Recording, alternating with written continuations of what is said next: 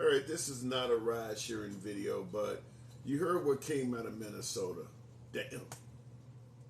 To the city of Ferguson. She has been arrested twice for having unpaid tickets, and she has spent 6 days in jail. Yet today, she's still What the hell? 2007. One woman received 2 parking tickets that together totaled $152.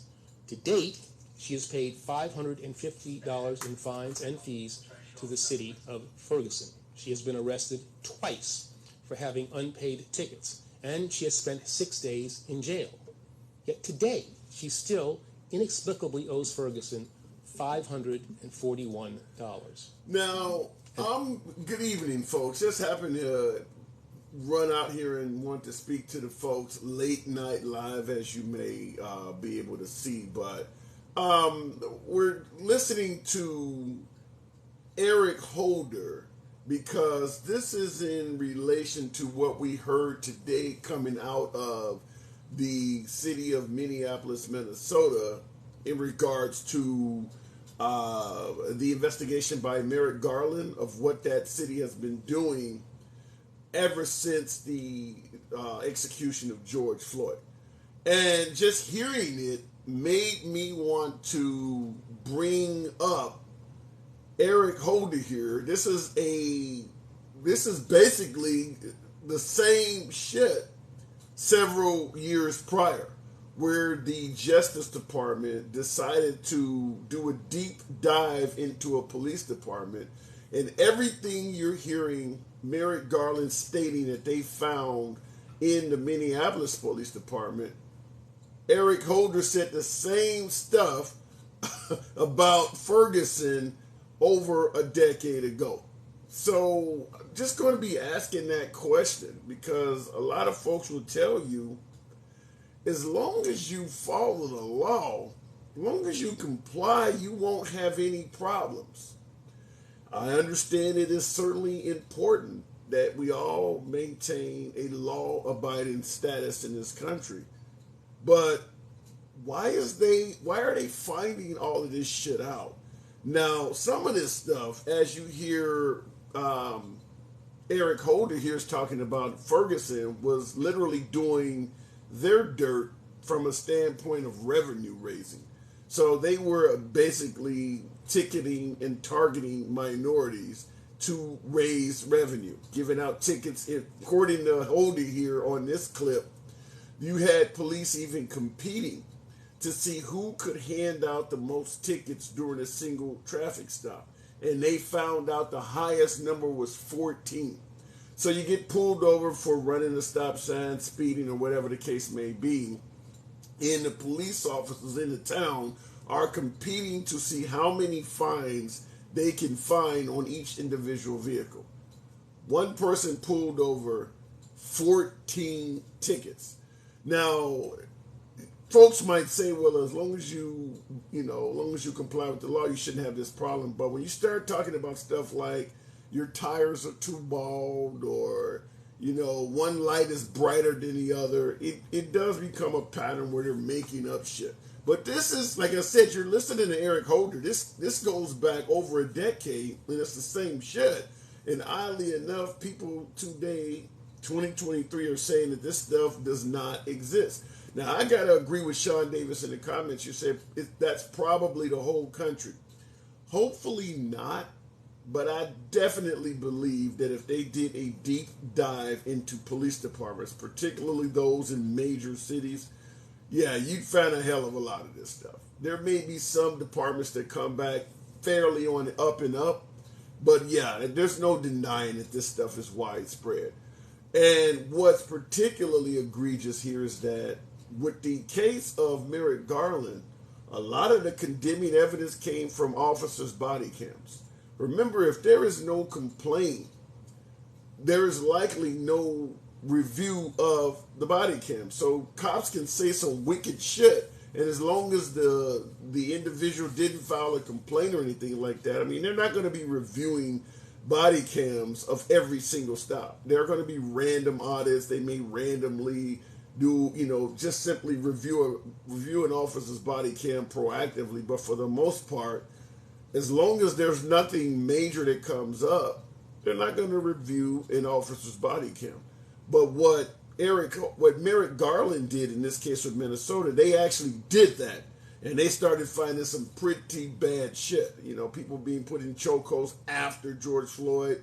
Folks telling the cops they can't breathe, and the cop is saying, no, you can breathe because you're still talking, and certainly pointing out that they were targeting African Americans. So at the end of the day, we have to ask, why are there so many people in 2023 that still deny that this shit exists? There's no shortage of African Americans and minorities claiming that the police are still mistreating us.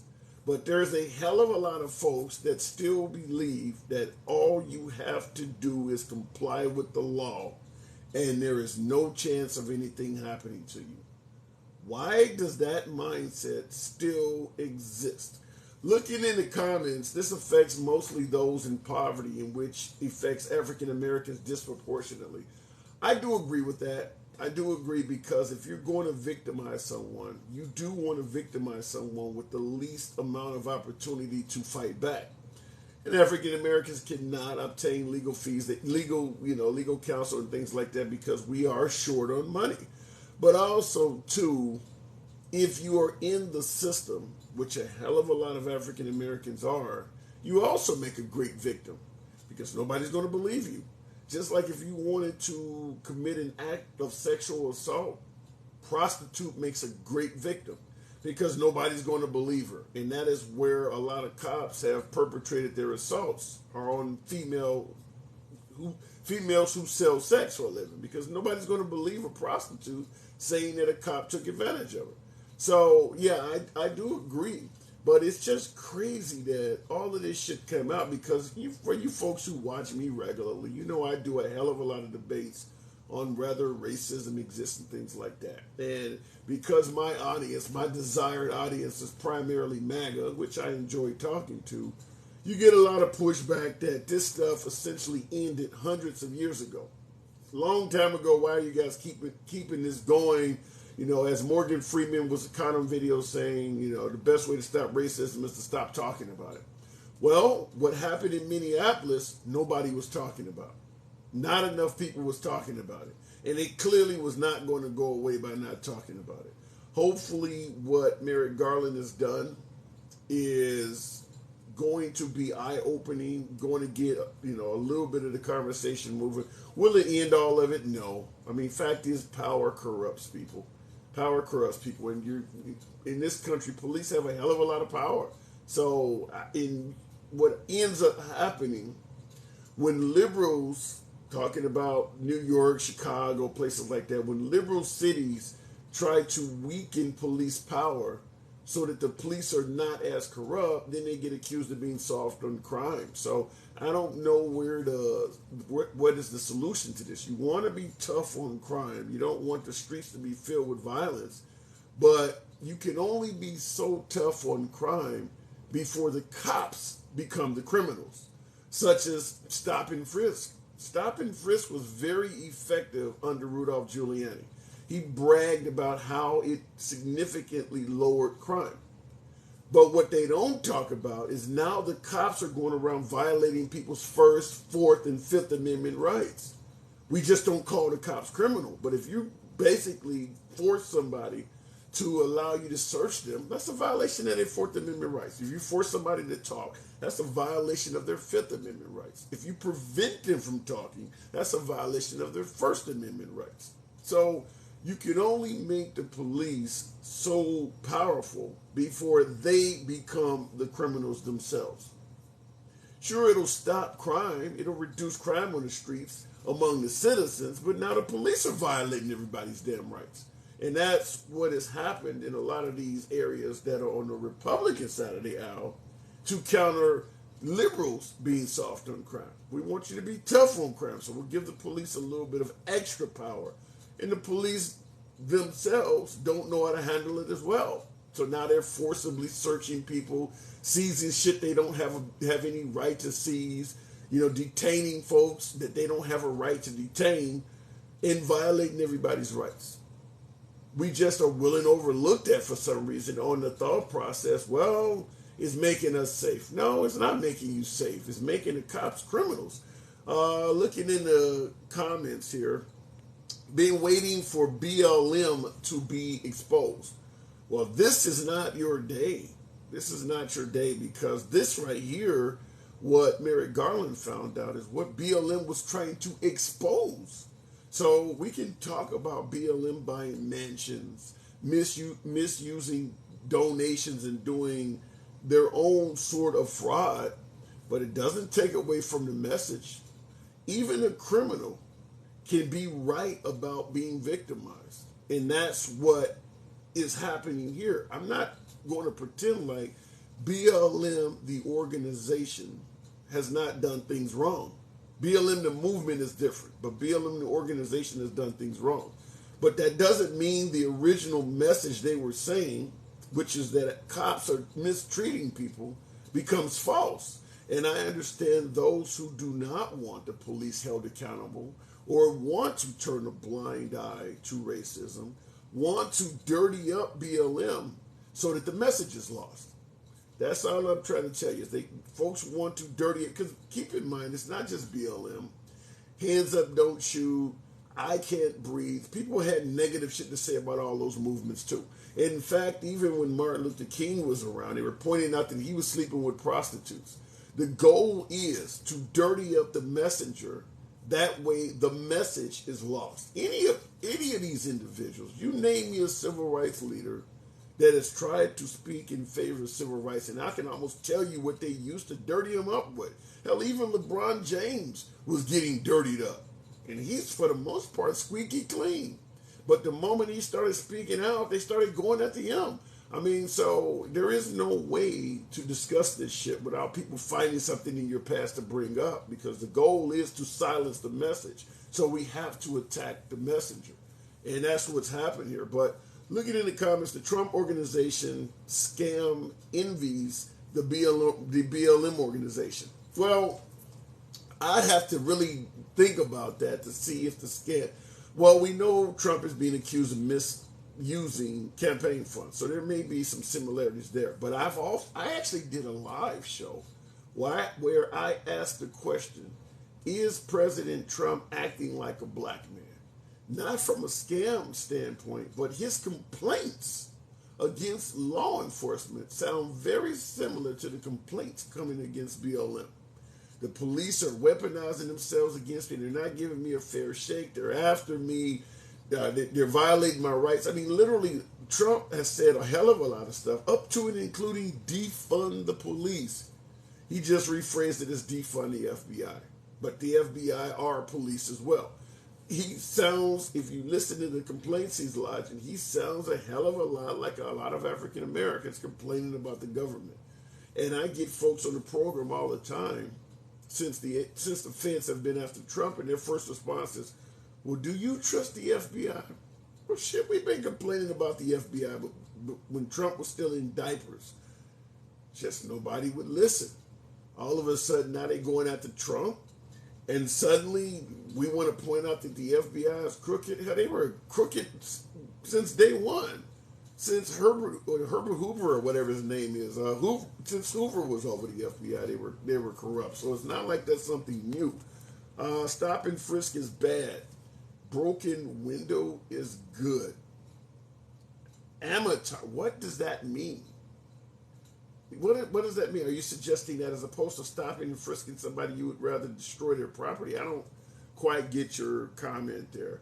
We got to break up big government. Rory Kane, I'm torn on that.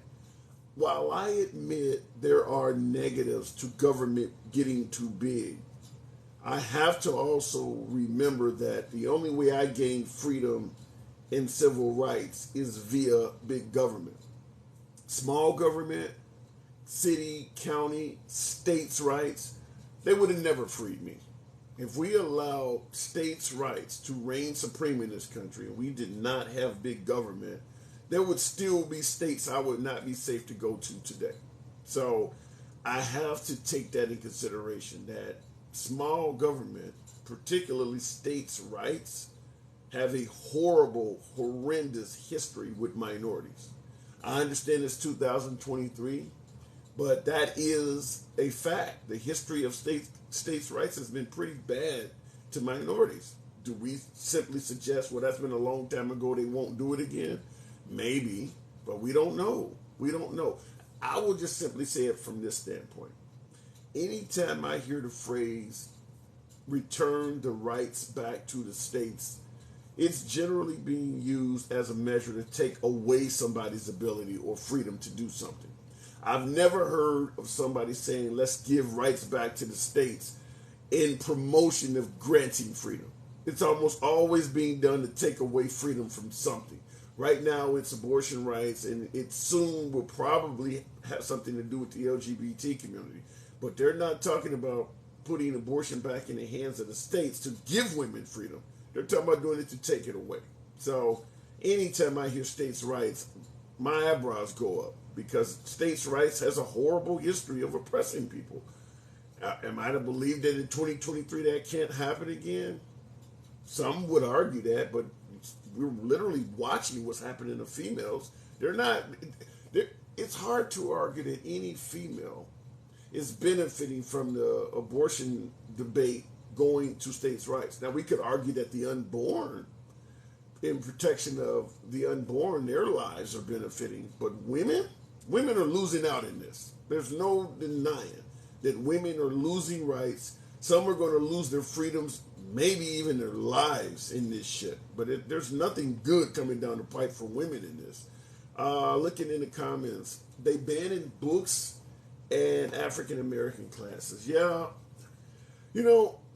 in regards to the books issue, what I don't like about it is if you believe there's a book that is a detriment to your child's education, maybe overly sexualized material where you don't think it's a good idea for your child to read it, you should be able to go to the school and tell the librarian or the teachers, do not let my child read this book.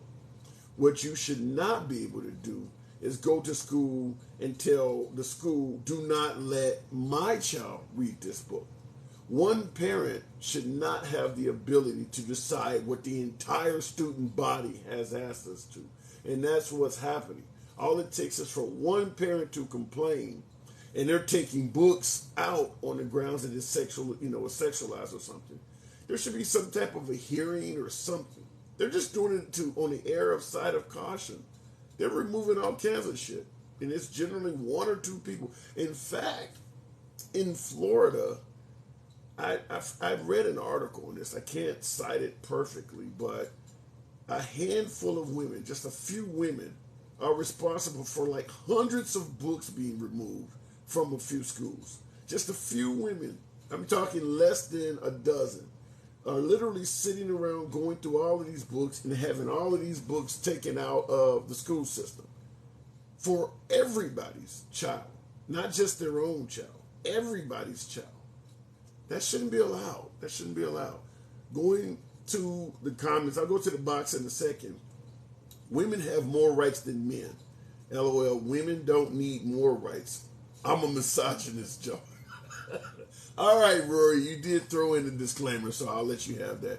But they don't remove it from TV and the internet. Yeah, exactly. This is already in place 100%. You can limit what your child can check out. Right. It should be you going to school and deciding what your child has access to, not what the entire student body has access to. That's ridiculous. Old Bill, 78. Good evening. Or better yet, good morning. That's one of my latest lives I've ever done. Old Bill. What's going on, man?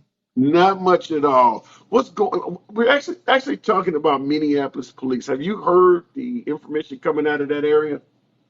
I have not. Tell me about it.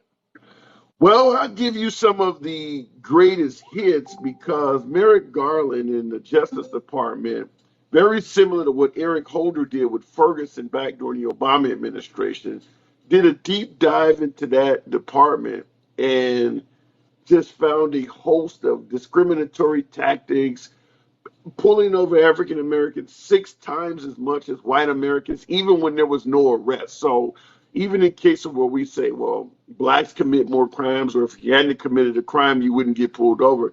We're talking 6 times more likely to get pulled over in cases where the person gets let go. This person ain't even doing nothing wrong and you let them go. 6 times more African Americans are being snatched up even in those type of stops. So the question I'm asking is, do we believe Minneapolis is a one-off, or is this likely happening all over the damn country?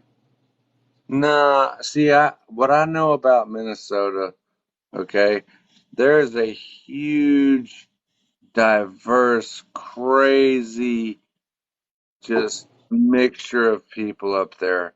Okay, you've got, the regular people that live there. You've got, the black folks that live there. You've got the white folks. You've got the huge Muslim, you know, just presence in that area. And I'm a war veteran, and I know with anything. Uh, I hate to say it. I'm a bit inebriated, but Okay, I was wondering, but go ahead. I am. But I know they're trying to change a lot and keep everything more Muslim up there, and their rules are starting to take over in the Minnesota, Michigan, you know. Yeah, but the police department is there's not many police officers that are Muslim. These are No, American officers. These people that right, work. but they got to follow their rules though, because they're putting their rules in place up there. Yeah, but they're pulling over. You got white officers pulling over 6 times as many blacks. Where's the Muslim rules coming into play on this?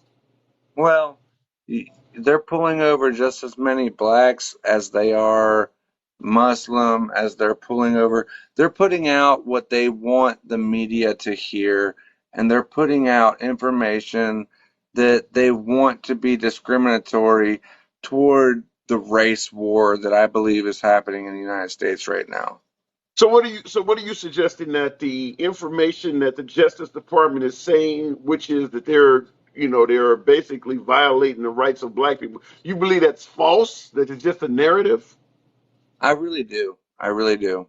I really do believe it's a narrative. And I think that they put out stuff, like I said, they publish things to keep this war going because they are scared to death of us uniting and going against the government.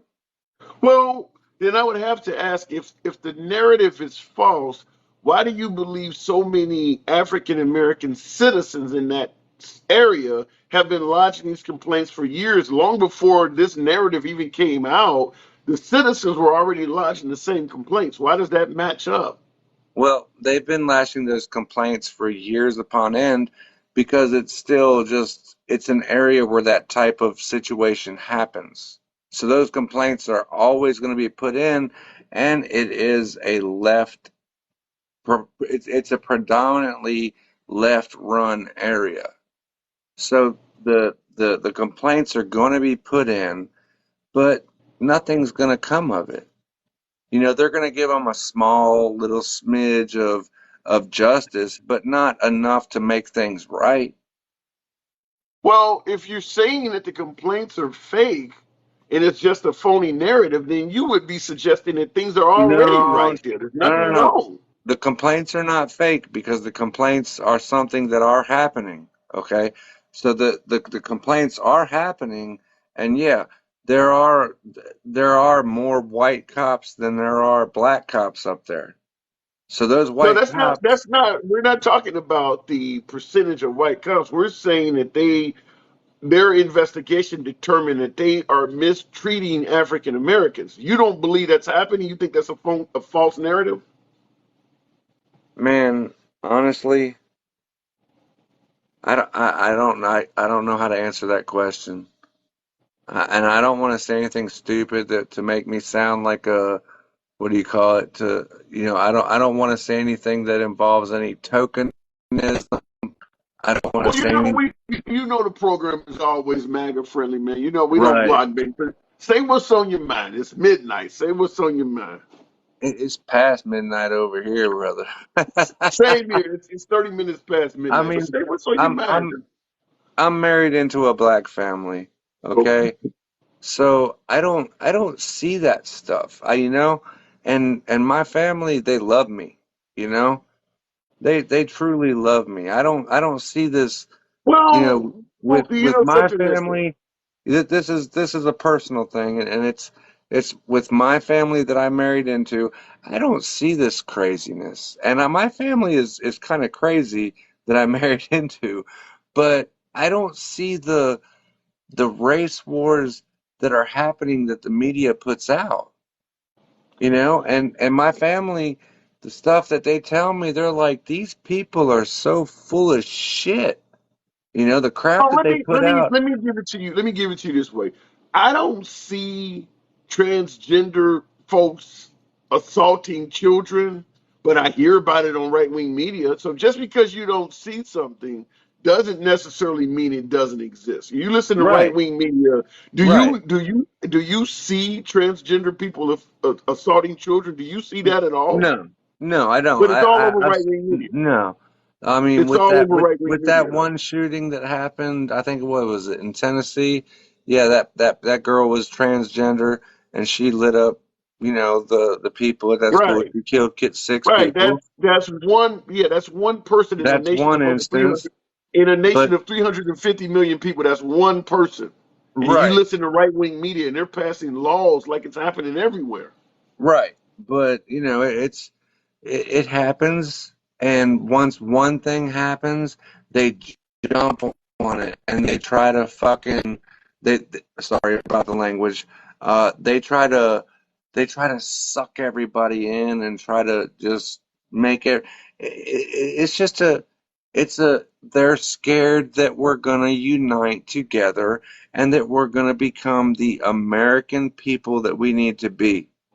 Fair enough. That's the problem. All right. So I got to move it on, but before I let you go, to clear it up, you do believe this narrative that Merrick Garland is suggesting that department is mistreating African Americans. You believe that's a false narrative, just designed I to do. divide I us. really do. I mean, it might be a situational slash, like not situational, but it might be an area thing. It's happening in that area, but Yeah, it's the not area of happening. Minneapolis, the area I, of I don't I don't think I don't think that it's happening across the United States like that though. So if they okay. put something out like that in yeah, it's happening in your area, but you know what? I'm sorry about what's happening in your area. Get control of your area. That's your area. Control it. All You know what right. I mean? Fair enough. Fair enough, Bill. I do got to move it on, old Bill. It's a pleasure I've talking to you, always man. loved talking with you. Thank you for having me. You've always been. I've talked to you several times. I don't know if you remember me, but Oh yeah. every time I talk to you, you are a straight up dude, and I love listening to what you put out. Appreciate it, man. My door's always open to you. All Thank you, right. bud. Moving on now, in the comments, Real Men UK. Do you live everywhere? What does that mean? It's happening in most major cities. Now, as I always point out, even though the program is MAGA friendly, always is, always will be, I do believe that everyone should be able to state their opinion. You don't have to agree with the host. But in regards to my last, me and him have a disagreement. I do believe what is coming out of this report is more likely valid than a false narrative. And as pointed in the comments, I certainly believe if you were to do a deep dive into most larger police departments in larger urban areas, you would find a hell of a lot of this shit. I just believe that. And I'll give you an example of why I believe that. Take away the racist portion of it. Take away the racial element. I'll go right back to the box, but take away the racial element. Just look at Audit the Police. There's YouTube channels on YouTube where they literally will do things like walk up to a police station and start filming it, which is protected. If it's out in public, you can take pictures of it. And look how the police start acting. They start illegally detaining people, demanding IDs. They're doing this to white people too. So, fact is, there's a hell of a lot of folks with badges on that do not know the basic Bill of Rights, do not know that a person has freedom of speech. They have a right to remain silent. They can demand that you have a warrant, against unwarranted searches and seizures. A lot of cops don't know that shit.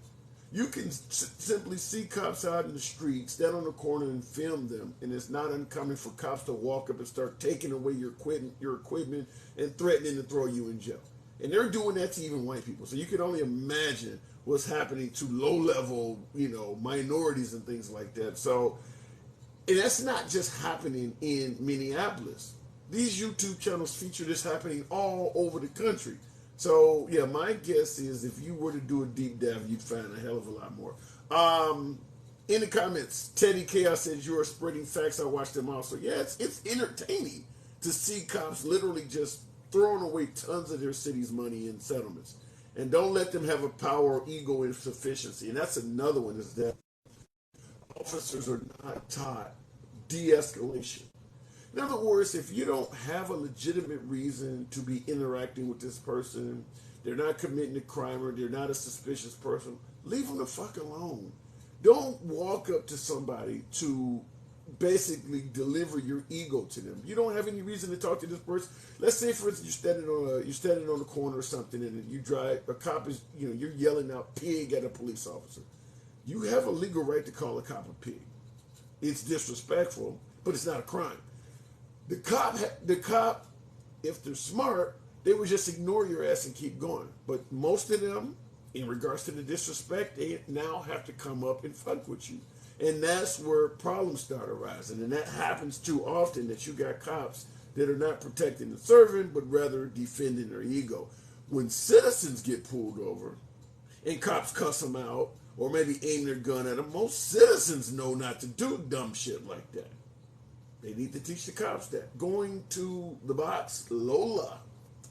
So we're asking the question, is this finding in Minneapolis like nationwide, or do you believe, Lola, like my last caller, that it is a false narrative and this is just simply trying to divide us? Good morning. Good morning. Sorry, I have a cold. Actually, I was wanting to know, had you ever heard of the Veil of Darkness study? No, I have not. It is the largest study ever alleged racial profiling during traffic stops. It actually, it was a 5-year study that analyzed 95 million traffic stops filed by officers, 21 agencies, 35 municipals. And what they found out, the reason it's called Veil of Darkness, is because during the day, Black people of color are pulled over at horribly elevated rates, as to where when dark comes and there's a veil, they're pulled over at the same rates. So they prove that makes sense, because there was a movie called The Green Book where and not only from the movie The Green Book, I remember this from my own grandparents, where in the movie The Green Book, it's about African Americans knowing where to stop, safe places to travel the country, because you don't want to stop at a whites only establishment. Your life could be in danger. Well, in addition to that, it talked about what you're suggesting, that it was safer for African Americans to travel at night because the police could not see the color of the occupants in the vehicle, and it reduced traffic stops. And to some degree, like I said, my grandparents told that to me when I was a kid, that's why it's better when you're traveling, like going down south or something for a family reunion, to travel at night, because, yeah, it does reduce traffic stops, because the cops just see a car going by and they can't tell the occupants are Black. But continue exactly. on. And That's now an we have a interesting fact. study, like I said, millions of traffic stops across the country, and it was proven. So we can't just say anymore, oh, well, it's just one area. Everybody needs to get control of their area. It's a Republican, Democrat. Yeah. No, it's all across the board. It's happening. Well, when you say it's proven, that's where the problem is that there are folks that are not going to accept the proof. No matter how you present it, no matter how you serve it up, they're not going to accept the proof. Like my last caller said, it has to be some sort of fake narrative that's designed to divide us. They're just not going to accept it. I mean, here we got the Justice Department that had access to body cam footage, testimony, and everything you could get your hands on. And they just would say that, well, the Justice Department is fraudulent. Well, my opinion on that is that something is true, that we have to move forward to make things better. That's like saying, well, if someone doesn't believe chemo works, well, do we never let anybody take chemo again? Yeah, good point. So just Good because point. you don't believe what is true, if we can prove it's true, then as a country, we need to make policies and laws that progress us. I agree, and I'll in regards to making policies and laws that progress us, I'll give you the comment from Tony Rodriguez here, is where he's saying, "My dad taught me not to give the cops a reason to escalate to stop. Hands at 10 and 2." While I agree with that advice, the problem is what we're doing is creating a fear of police officers. That if you don't put your hands at 10, I mean, it's odd because the police have unlimited resources, they have firearms and all of that, but we're treating things as if the police need to be scared of us. They are woefully more powerful than us. Yet, for some reason, they seem to be fearful of us.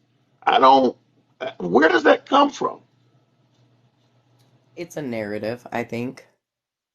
I truly believe because statistics and history do not show that they should fear us. We're the ones that fear them. And as I said, the studies and the statistics show that it's only getting more and more divisive and violent. Any, any idea how we could possibly turn it around? Um, I don't think most people would agree with me. I don't believe the Let current me hear it, policing though. Let me system. hear it. I don't believe What you the got? current policing system is a system we need. I would What do you actually mean? be like, I don't believe reform works anymore. From being a part of the system and everything, they've tried and tried and tried to reform it. And at this point, I don't think that militarized police is the answer to the issue in this country. I think it runs way more.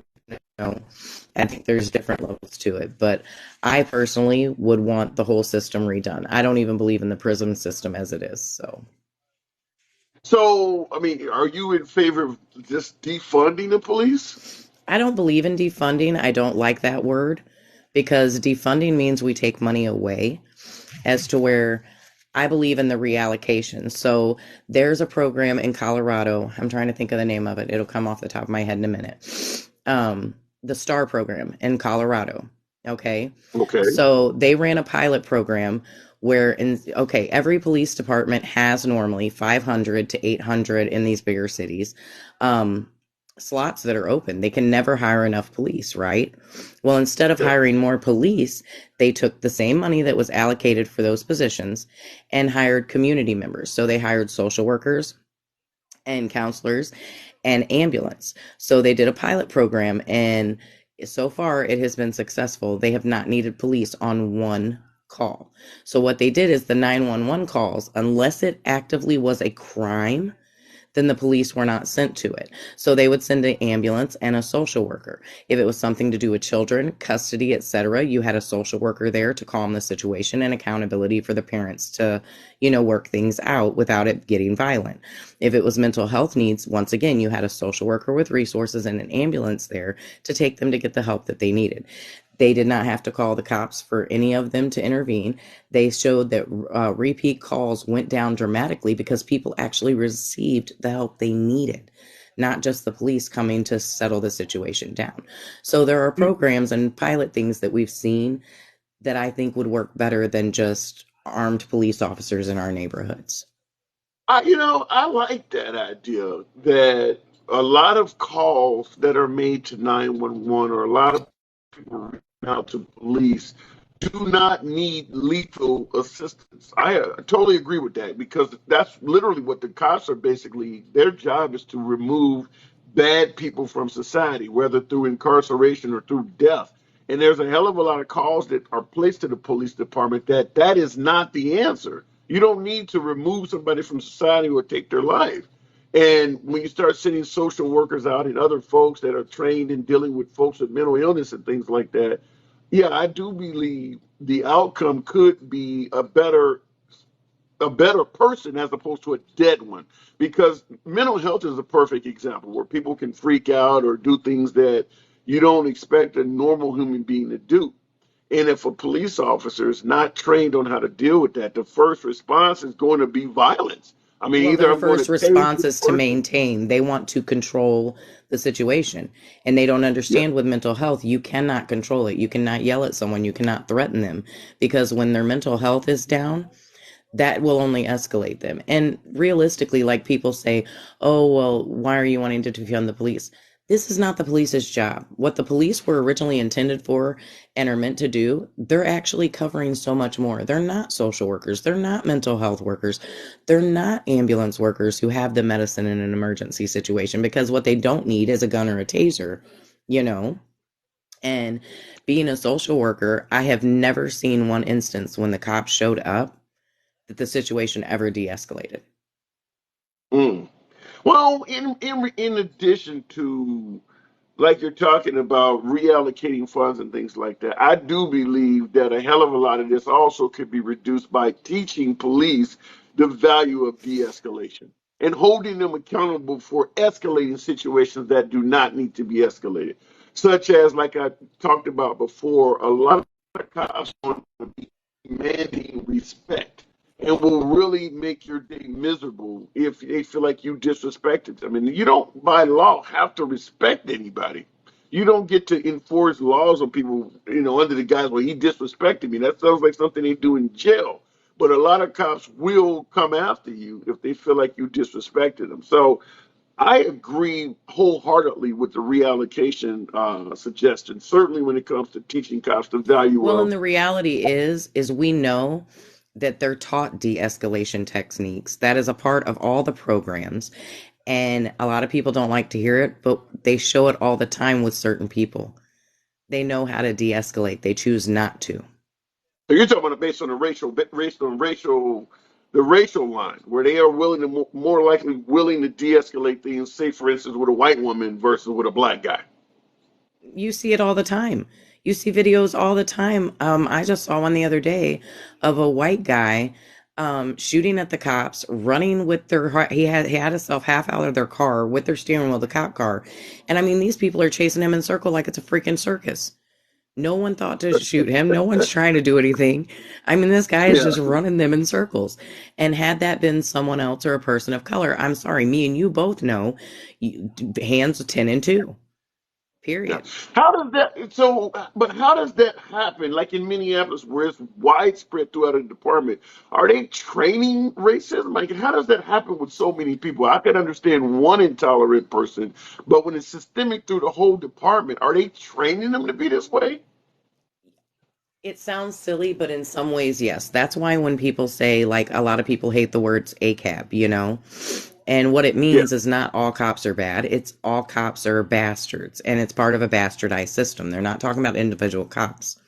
So the way the system has been built up, think about it through history, everything builds on itself.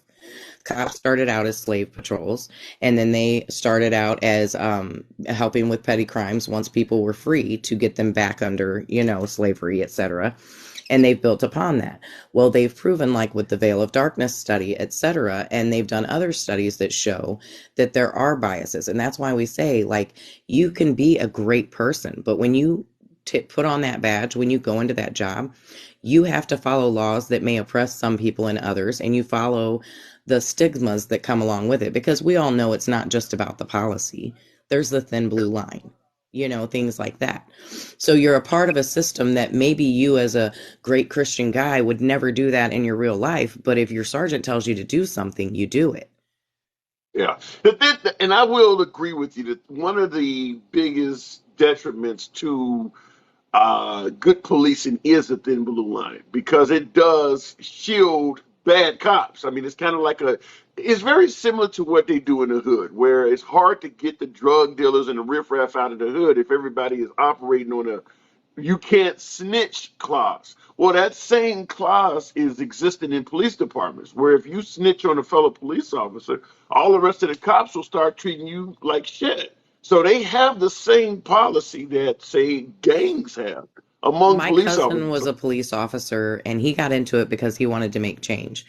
And it was a horrible experience for him because, like he said, you can't be a good cop. If you try to be a good cop, if you try to point things out or stand up, they will write you up. They will torture you. They will, attack your family. I mean, they can make your life miserable. So it's I can't think of the word, I think because I got the head cold, but it's a culture thing within the police force. You see what I'm saying? It's Yeah. just a culture that I think is deeply ingrained. And that's why I said I don't think we've reformed the hell out of the police for the last, and we're not any better off. So I think it's just time to think of different ways. That's certainly going to be an interesting path to take. But Lola, I do got to move it on. I think this is our first time talking. Yes, Okay, well, I'm normally on during the day, but yeah, if you ever see me on, my door is always open. I Come on in watch and you. I chat. have two jobs, so I watch you at my day job during the week. Oh, okay, I fair just enough. can't Thank join you. because I'm Appreciate at the work. support. Understood. All right, fair enough. I'm glad to have you on this evening or this morning. All right. You have a great rest of your day. You too. You too. Now, in the comments, I just wanted to point out Backwoods 870, love the name Backwoods, says the thin blue line is an absolute myth. 30 years and all good cops hate bad cops. Well, that depends on your definition of what a good cop is. And I'll go back to the box, but in regards to my comment of it depends on what your definition of a good cop is. Many of these controversial police shootings, or say in Rodney King's case, police beating videos, there's often a bunch of cops standing around. And generally, the ones that get charged are the ones that are actively beating or actively taking somebody's life or committing an act of bodily harm. Rarely do the ones standing around watching the event face any discipline at all, even though they're clearly not protecting and serving somebody who is being victimized right in front of their face. And because they didn't participate in the beating or the shooting or the violation of civil rights and they just watched it, they get to continue and force and be known as a good cop.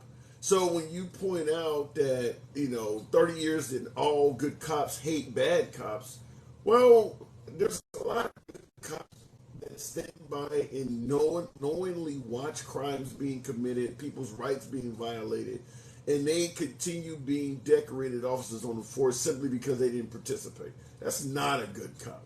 That is not a good cop. So it's really difficult to know how many good cops there are because there's a hell of a lot of folks who have watched bad people do something and didn't say anything about it.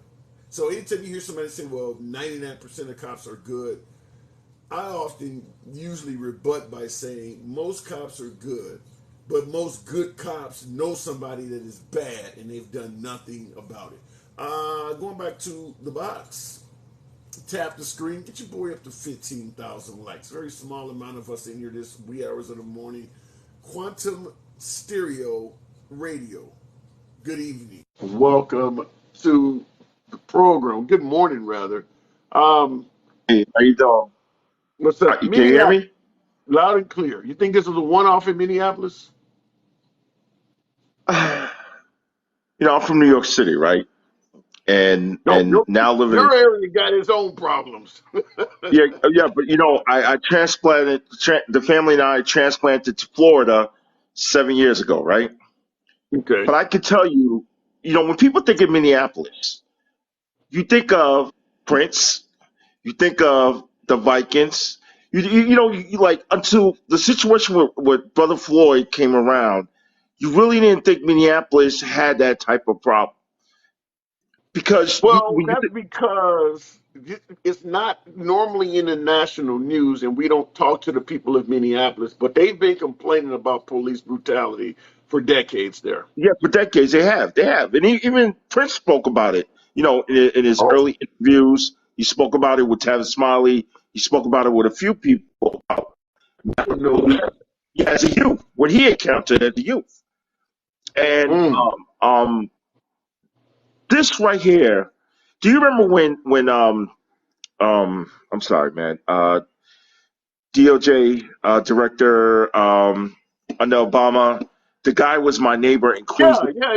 Not only do I remember it, but we started out this live. You're talking about Eric Holder on the screen Yeah, behind me. Eric He did the Holder. same thing Eric in Holder, when Ferguson. he set up Yeah, yeah, the DOJ mandate to yep, supervise certain police departments, yep. after Brother Freddie Gray and other incidents that were happening. And then when Trump came into power, he took those away. And the first thing that Sessions Yep. did, not only did Sessions take it away, he went on in front of Congress to say, hey, by the way, we're going to be monitoring black extremists and other extremist groups. And I find that kind of strange that here you got communities that need your help as far as making sure that their civil rights are not violated. But your first directive is to take away that program that Eric Holder had in place, monitoring police departments that were failing those violations, to come on Congress to speak about how you're going to be monitoring black extremists. Well, and I can say this from talking to my primary audience members are on the right side of the aisle. A lot of folks on the right believe that holding police accountable kind of ties their hand and prevents them from doing their job. So anytime you start talking about doing things to hold police accountable, folks on the right tend to push back because we do have this belief in this country that police are inherently good. They're sworn officers. They just want to do a job and make a difference. So you don't need to be heavily scrutinizing police. So anytime you start talking about holding them accountable, you're going to get pushback from the right. But the thing is that when you talked about cops, police officers not feeling the respect that they deserve when they encounter somebody and they want that respect.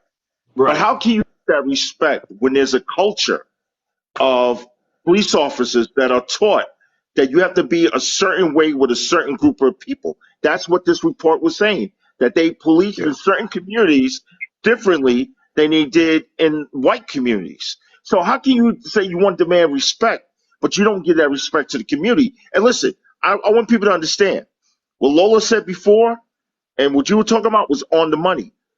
Listen. I think that we should reform the police department in a way where it is able to be effective in the communities. Right?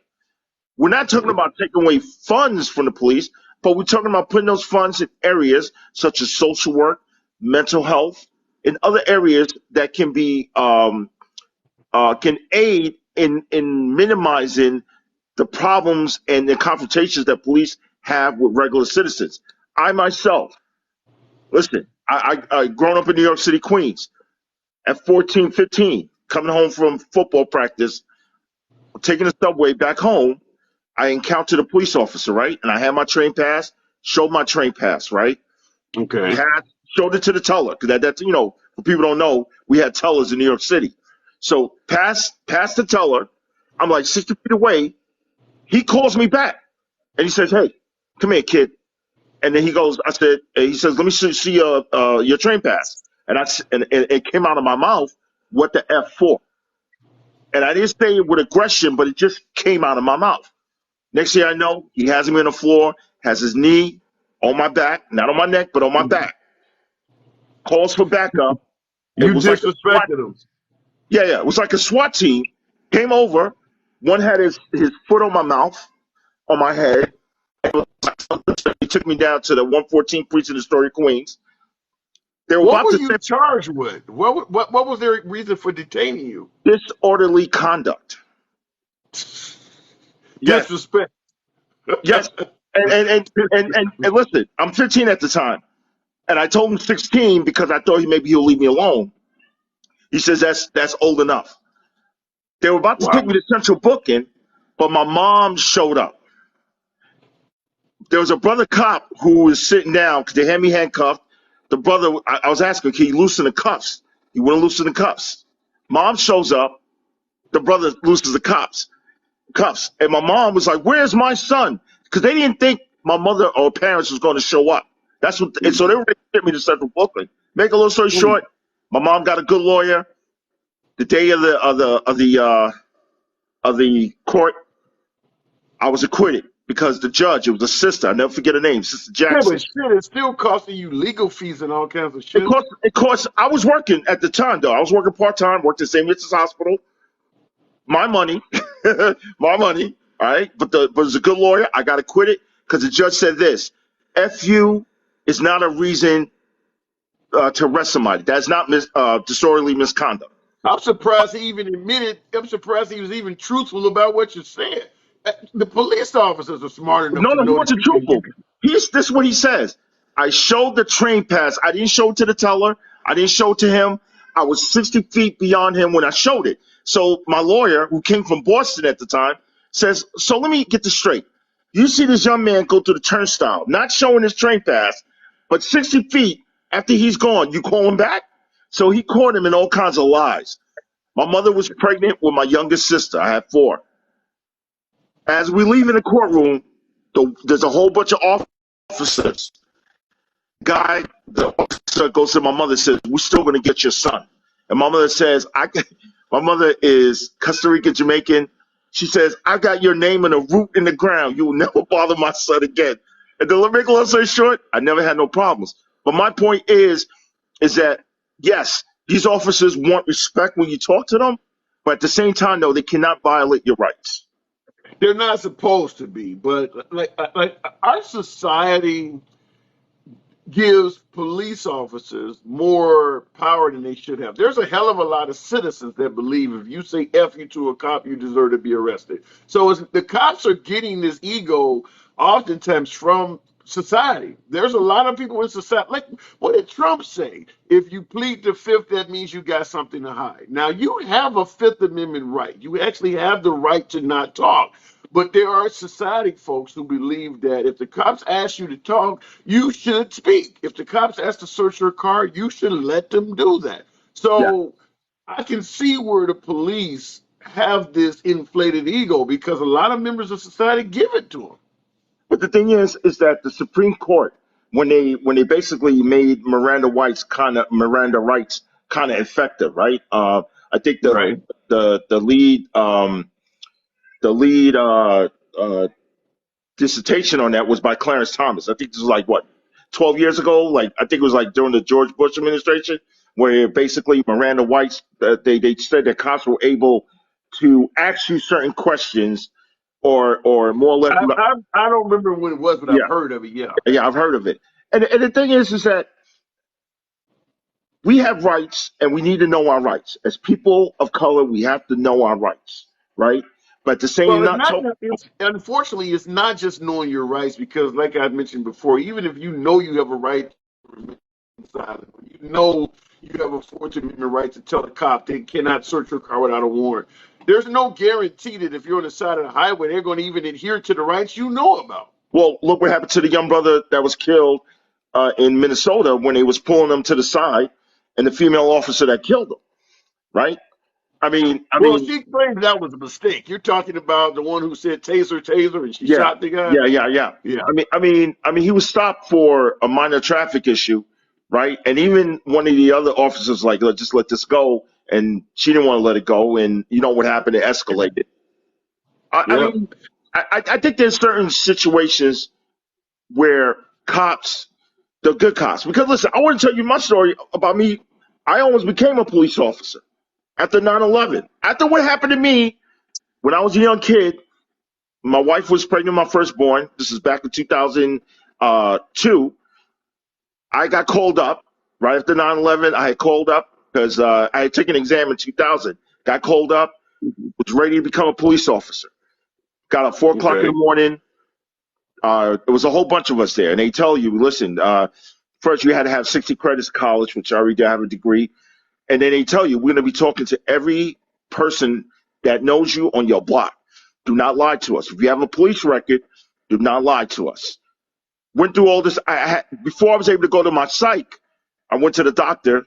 Doctor said, listen, your blood pressure is 160, 180 over 120. We can't allow you to continue. So they gave me Yeah. back my prints. They gave me back my paperwork. And they told me, once you get that down, go see the officer assigned to you. I never went back. Thank God I did. Because you see, Brother Hansel Liberal, I'm the type of dude, like Lola was saying about her husband. I'd have been trying to change things. And And you would have a horrible career. neighbor, you know what happened to me, man? Because I'm about Yeah. changing things, and that wouldn't have worked out. So That wouldn't work out at all. Certainly in a place like New York, but Quantum, I gotta yeah, move it I'm on, Wayne, man. man. I'm Wayne Parchman, CEO Quantasario. Thank you. I watch your show, brother. What I can appreciate about you is the patience you have with the MAGA callers that you allow to come up.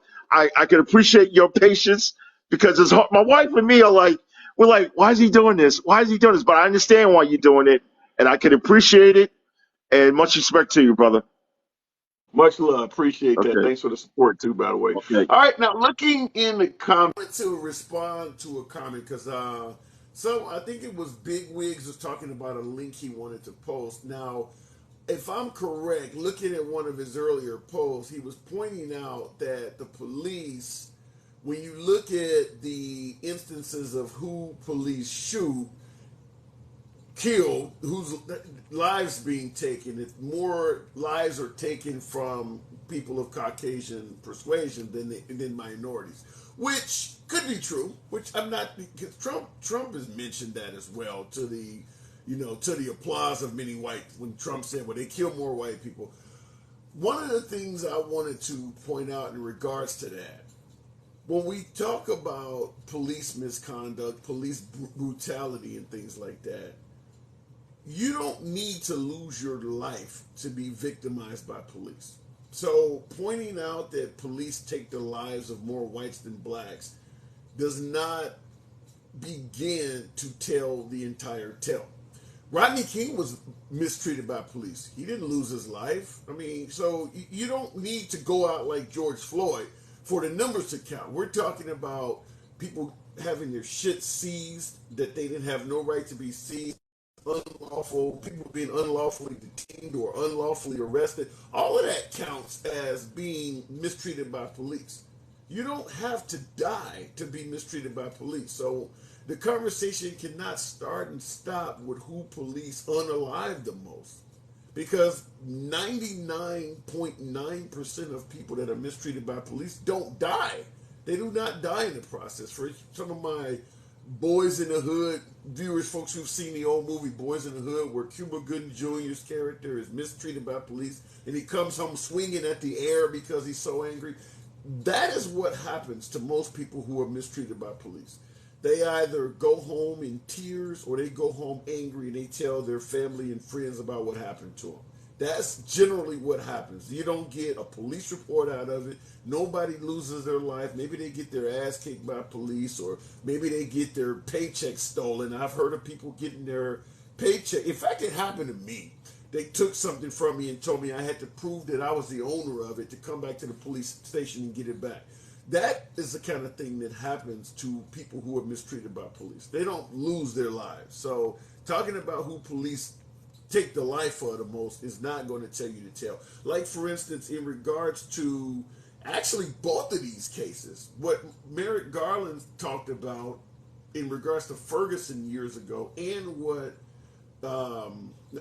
this is Eric Holder, rather. Eric Holder, when he talked about what happened in Ferguson, and what Merrick Garland just talked about, what happened in Minneapolis, most of that stuff is not people losing their life. Most of that stuff is not about people losing their lives. It's people being stopped, and just manhandled, but they don't die in the process. I wanted you guys to hear this, though. And her story is only one of dozens of similar accounts. Gives paid 14. And we have observed that even minor code violations can sometimes result in multiple arrests, jail time, and payments that exceed the cost of the original ticket many times over. Now, for example, in 2000... Now, to preface this case, this is Eric Holder talking about some of the same shit happening in Ferguson, and he's pointing out what they were doing was mistreating minorities as a way to raise revenue. Lots of it. And listen to this one particular case. In 7, one woman received 2 parking tickets that together totaled $152. To date, she has paid $550 in fines and fees to the city of Ferguson. She has been arrested twice for having unpaid tickets, and she has spent 6 days in jail. Yet today, she still inexplicably owes Ferguson $541. And her story is only one of dozens of similar accounts that our investigation. So that's almost like loan sharking. That's like giving a parking ticket that turns into a payday loan. She got 2 tickets for $100 and something bucks.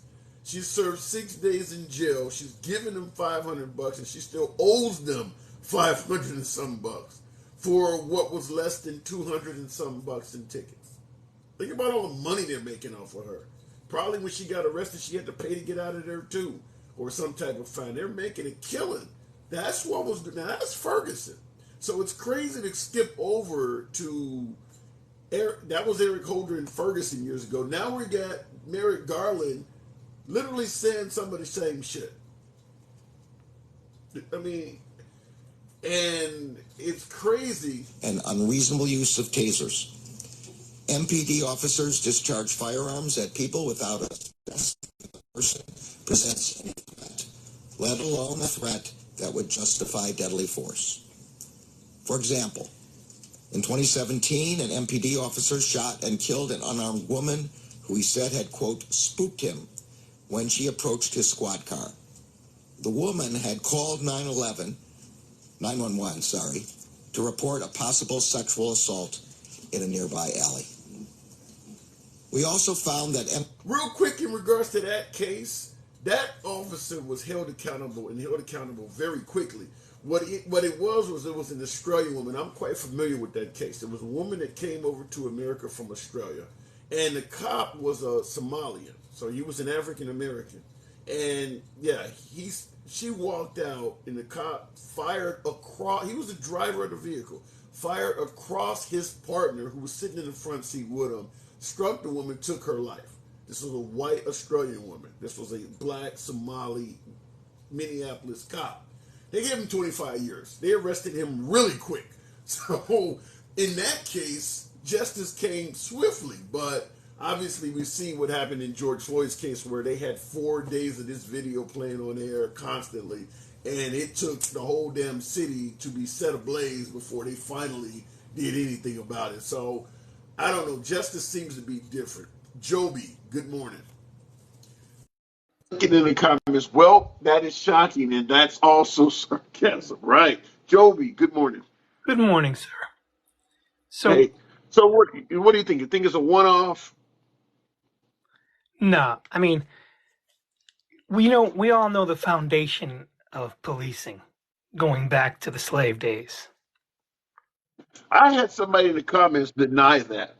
Well, it's a fact. You can deny it all you want. But, and what we keep doing is knocking down the house and leaving the foundation and wondering why nothing's changing. Explain that. Elaborate on that. We're not digging up the roots of the problem. We just knock down the house, build on same foundation, and wonder why we got the same problems. It's not going to change until we dig it out. But how can we do that? What can we do to get this shit to stop happening? That's the issue. It's the same thing with, not to compare, but to the border. You got to fix a problem while you need the problem. You know what I mean? You can't just how? What can you do to really fix this? That's what I'm talking about. Accountability. I mean, there's small things they can do. Accountability, one. Like, if you got any questions about some officers who think they're above the law, just take the last incident where the cop got pulled over by another cop and said he's late for work, and he got back in his car and took off. So if you don't think you're not above the law, I don't know what more example do you need about that. Let you get pulled over and say, look, I'm late for work, and take off. See how that turns out. And then there's the other incident where this woman, a Caucasian woman is drunk.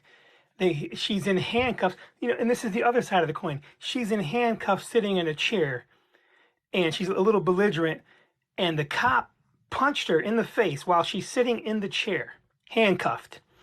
Another cop whose camera was rolling got in between them and told him to back off, and actually called the superiors and reported it right there on the spot. That's a good cop. That's what you should do. I wonder how that cop is doing today in that department, though. He got fired. No, the snitch. Yeah. I wonder how the snitch is doing. Yeah. I mean, probably not too well among his peers. Yeah, And yeah. then you have the other man who was just arrested at Walmart, or because he was walking out. You know, he did the self checkout thing, and as he's walking out, uh, so a cop asked him for his receipt. He said, "Yes, I have it," and he kept walking. Next thing you know, he Walmart, got jumped by. something. Just on a side note, Walmart should be held accountable for any type of mishap that happens because of that Yeah, bullshit. they Whereas ganged up on him. you're And, gonna make, the point I'm making is this: you're gonna make us self check out and then accuse us of stealing on the way out the damn door. You wouldn't have to worry about the receipt if you actually had somebody there handing them to us like you used to. But now you're well, forcing us to check our own bags, and then on the way out, you want us to prove we didn't steal anything. I had an incident like that because I hate doing that. Actually, I did all my checkout. As I'm walking out, somebody said, "Can I see your receipt?" And I said, "Yes." I said, "But what we're going to do is you're going to come with me to the where you the service area. I'm going to return everything I bought, and you're going to walk me back in, and you're going to I want a cashier to check me out, and I want you to watch me. So I'm Yeah. doing this shit myself. You take my word for it." Yeah. Well, Walmart got lucky with that bullshit in that the public just went ahead and did not protest. I mean, but not only are we losing jobs with that kind of attitude, but then yeah, now all of a sudden you suddenly are wanting to make me wait at the door so you can go through all my stuff. That's a bad move altogether, but they've gotten away with it. And the last thing I'll say is, I hear this a lot, because talking about Floyd a minute ago, there, and they say there's a bad apple. Well, there was about 5 or 6 bad apples standing around. That's a lot of bad apples in Right. one place. Yep. It's a lot of Yep. bad apples in one place. And the fact that he did this in broad daylight knows that they're not going to be held accountable. He knows he was being filmed. He knows what he was doing. They watched a man die and didn't lift a finger. And I even actually with believe the only the reason Chauvin stayed on his neck that long was an ego move. The audience, folks who were watching, were getting pissed off and calling him all kinds of names. I think they were calling him a buster or something like that. And he was trying to defend his ego and show them, look, you ain't nothing you can do about this. I'm gonna stand on his neck as long as I want. I got this. And he ended up killing the guy. I don't think he was trying to kill him. I think he was trying to show the audience that, I'm in charge. Who gives a damn what you guys think? And you stayed on the man's neck too long and killed him. But yeah, that was an ego move, in my opinion. I don't know, man. In my view, the chokehold is the new lynching to me. That's what I Mm, see it as. I mm. see it as the 20th century lynching, like the young man there at Neely in New York City on a subway. Okay, how can you choke a man out? And he was in that hold for nearly 15 minutes, and he Well, got he got on here that train. Go ahead. I had a show on that I think Thursday, and here's one thing that came out. Folks are suggesting that the police said it's only 4 minutes. Mm-mm. 15 minutes is incredibly long. I'm with you all day. 4 minutes. I need to see that because yeah, holding somebody in a chokehold for 15 minutes should be well past the point where they've expired. There's just no excuse for that. But 4 minutes is different. So I mean, he hopped on a subway, and I go to New York quite a bit, and he was yelling and screaming, "I'm hungry, I'm thirsty, I don't feel like living anymore." And he wasn't touching anybody, he wasn't threatening anybody. This guy came up from behind him because he felt threatened. I don't know how he felt threatened, but I'm like, that's a typical Tuesday on a New York subway. That ain't nothing new. well, but that once again, there's information coming out different from that. 15 minutes versus 4. There are people that are suggesting that he said he was going to kill people. He was making threats to kill people. But the fact that there is a body on the floor of the subway and you get to go home, Yeah, yeah. I that's don't insane. I don't disagree that it looks like it was a negligent homicide.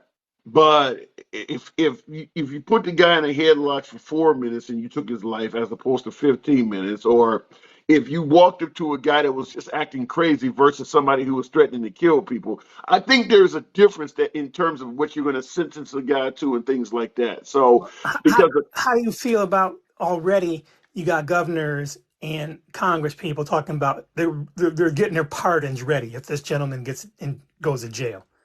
The politicizing it. I mean, it's just like Kyle Rittenhouse or George Zimmerman. Anytime something happens and there's a racial element to it, and I don't necessarily believe that what happened in New York was, I don't think he was doing it because of the guy's race, but could be. But anytime there's a racial element, folks take Well, sides. The right, go ahead, what you say? I always say that when they talk about George Floyd, and there's like the first thing they say, the first thing most people on the right will say is he should have complied. And my automatic response to that is I say, you know what? Ashley Babbitt should have complied too. Mm. I 100% agree. But I will also say this in regards to folks who do not comply with police and meet an unsavory ending. Even if you are not complying with police, they have rules in place on how to deal with a non compliant citizen. Just because you're not compliant does not give them the right to do anything they want to you. If I'm breaking a law, that doesn't give you the right to break the law on me. You still have to follow the law in regards to effecting an arrest. If you're breaking the law on me, then you're no less guilty than I am. If I Well, run, you can't just shoot me. I think 60% of that or more would stop if their pension was threatened, if their jobs were threatened, if they were threatened not to be able to PD employ police officers officers in any routinely other state in the disregard the country. safety of If people. it went down that way, that shit would stop. But you're going in there knowing you're not going to lose your job. You probably won't Yeah, get any charges against you. Why wouldn't you have free reign on people if you knew you weren't going to I'm be a held hundred. accountable? Yeah, I agree with that 1,000% that the police officers themselves should have skin in the game. It should be very similar to a truck driver with insurance or a CD or a doctor with malpractice insurance or something like that. They should have to have some type of corruption insurance or whatever the hell name you would give it, that they have to pay their own premiums just like a truck driver pays for his own insurance. Also, in addition to that, because right now when they commit some type of infraction or there's an out of court settlement, it comes from the taxpayers. If the insurance companies had to pay for their mishaps, the insurance companies do not like paying out settlements. So No. even if the cop didn't do anything wrong, but a claim was made against that cop, the insurance company is going to investigate that because Derek Chauvin had like 19, 20 complaints against him or something like that. The insurance companies are going to do their statistics and they're going to come back and say, look, if this person is getting all these complaints, the statistics show that it's more higher that something bad is going to go wrong with this guy and his premiums are going to go up. Just like if you were a truck driver and you get pulled over, even if the cop just gives you warnings, you don't even have to give you an actual ticket. If he gives you a warning, insurance starts acting on that because this Yep. shows this person is doing shit. The cops don't face that. And No. I that's think why they can keep doing this stuff. They go from one department to the next, all of that crazy stuff. If they had if to they. have insurance that follows them around like malpractice, if you're a Yep. nurse and you do some bullshit in Kentucky and you decide to go to California and become a nurse, that bullshit follows you on your insurance. And, Exactly. and that I'm would telling stop you, it. man, in my experience with most things in life, the answer to 9 out of 10 questions is money. Yep. Yep. All right, Joby. I don't think we disagree on a damn thing tonight. All right, bro, take it easy. Good talk. Good talk. I wanted to respond to another scene in here. Someone was talking about the instance that African Americans commit all the damn crimes, and or I think it was the murder rate. I didn't see. Oh, here you go. Big wigs. Big wigs. Whites 60% of the population, and blacks 12.2% of the population. And folks point out that African Americans seem to commit all of the damn crimes. Well, once again, I'm from the south side of Chicago, so there's no shortage of black people committing crimes. I don't disagree that there are some blacks that commit a hell of a lot of crimes. However, I'll respond to you real quick, Big Wigs. You said go up from now, and I didn't see what you said before that, but I'm willing to entertain it since we got a small audience here tonight. 2019 FBI stats. There were 2,594 white on white homicides, 2,574 black on black homicides. Blacks killing a hell of a lot of blacks for only 13% of the population. I don't disagree with that. However, the issue, like I mentioned, what folks suggest. Damn, what was that, Andy? Thank you, appreciate that. Late night, good shit. I don't normally get that this time of night. Um, I will say this, just like what I mentioned, folks suggesting that police take the lives of white people more than they do black. It ain't always got to involve somebody losing their lives. Like, for instance, most people that are incarcerated, for instance, are not incarcerated for murder. It's generally drugs. Most of the folks incarcerated are in there for drug crimes. Most of the folks incarcerated are African American. Yet, whites use drugs at the same rate as African Americans. So something has to be askew that whites are using drugs at the same rate we do. They smoke weed, they do coke and all of that shit, but yet when you look at the prison population in regards to drug crimes, it's all black people.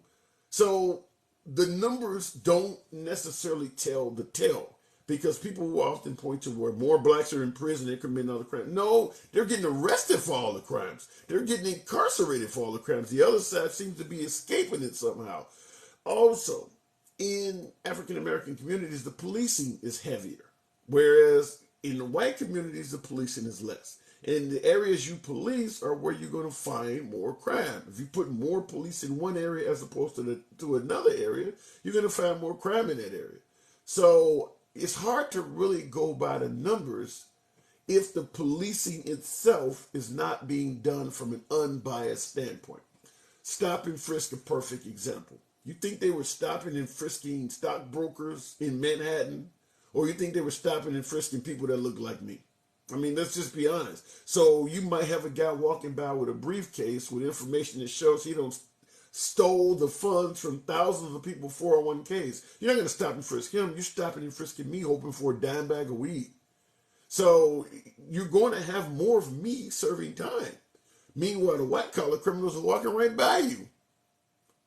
So just the policing, the way we have policed people in this country was never done from an unbiased standpoint. So the results of biased policing is going to be particular groups representing a higher number of folks that are incarcerated. Look at the police as a sports team. They need to win, and they have the credentials. Well, it shouldn't be like that, though. Your job should be to serve the public, not to win. The fire department is not trying to win. I mean, there are plenty of other civil servant positions out there where their goal is not to win. If you get, let's say, for instance, there's a fire going on, and the fire department shows up to your house trying to rescue everybody and get everybody out. You got a laptop upstairs, Joe Biden's laptop. You don't want that information to be on it. So you're trying to get back in your house and get your laptop. And they're telling you, no, it's a fire. You need to get your ass out. We're trying to save your life. You can shove the fireman down and try to run back upstairs. The fire guy doesn't beat your ass. For some reason, when you don't listen to police, they respond by beating your ass. You know how many paramedics give folks Narcan and bring them out of their high, and you got a lot of heroin addicts who spit on the ambulance for you ruined my high and all of that type of shit. Or I don't want. They don't beat the hell out of the patient. For some reason, with police, when you don't do what they say, they often respond by beating the hell out of you. Nurses get spat on all the time. Doctors get spat on and kicked. They don't beat the hell out of the people. For some reason, we're okay with cops responding to a lot of this stuff with violence. That's where it needs to change. It takes more investigation to uncover white-collar crime versus low-level crime. That's true, but now it means you're not trying to solve crimes. You're just trying to go for the low-hanging fruit. If your job is to solve crimes, then do the work. Don't go after the easy crimes and ignore the others because it takes more investigation. That's all I'm saying is the police operate from a biased standpoint. So you're going to get more people on that side of the aisle. If drugs are really the problem, then shut down all these hospitals that practice medicine. Well, drugs are not the problem. Using drugs irresponsibly is the problem. I mean, I've taken Tylenol throughout my life. I've never taken a whole bottle at once, or that would have probably been the last headache I had. You can use drugs, just don't use them irresponsibly. It's kind of like guns. People will often tell you guns don't kill people, people kill people. Well, drugs don't kill people. People using drugs irresponsibly kills people. A bag of schmack, just like a gun will not jump off the table and shoot anybody, a bag of schmack won't jump off the table and inject itself in your arm. You have to do that, just like you have to pick up a gun and shoot somebody with. So, yeah, drugs don't kill people. People using them irresponsible do. I'm a police wife. That's pure fact. Big wigs. I understand she said that big wigs is a fact about the crime rate. I will say this also. When you go around suggesting, Andy, level 10, Andy, thank you. When you go around constantly promoting that African Americans commit more crimes than anybody else, police are not mistreating African Americans at all, and they're just making up all these claims of racism, which hurts the police. African Americans do not respect the police and things. You can't blame cops and other folks for hating African Americans when you start putting all this information out there. I mean, this is very similar to a debate I was in earlier. We were talking about, has Trump said anything racist? And I played something which I think is definitely racist, and folks are trying to skew it to another direction. But when you throw this energy out there, it comes back at you. Constantly walking around saying African Americans commit all the damn crimes can lead to a lot of innocent African Americans being investigated for crimes they didn't commit. Because after all, they're the ones who are more likely to commit the crimes.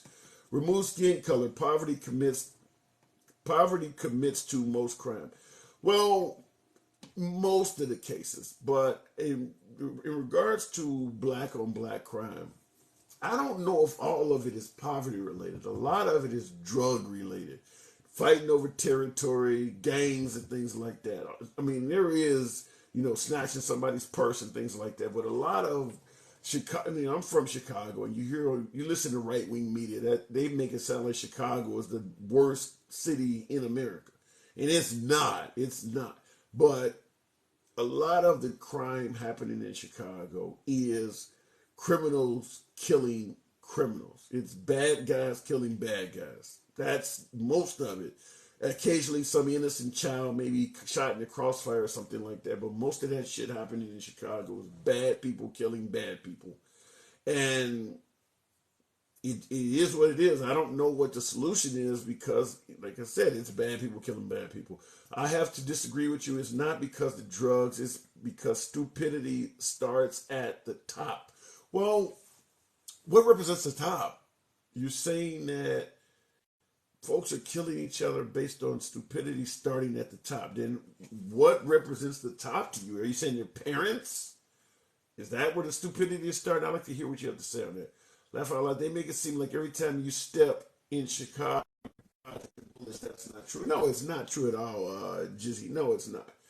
In fact, the reason Chicago makes the right-wing news so much is because it is a sea of liberalism. The governor of the state is liberal. The mayor of the town has been liberal for decades. In addition to the liberal politicians, they can be tied to Barack Obama. They generally had tough gun laws. So everything about Chicago falls under the umbrella of liberalism. So it's a perfect target to go after. However, when you talk about most dangerous cities in America, most of them are actually in red states. St. Louis, Memphis, Baton Rouge. Most of the worst cities in this country are in Republican states. Now, the mayor may be liberal, but that doesn't stop the Republican governor from being held accountable as well. If you got the murder capital in your state, talking about St. Louis right now is the murder capital, or Bessemer, Alabama is another one. You don't get to just blame that on the mayor. And there's a hell of a lot of really, really bad places in red states where there is no tough gun laws.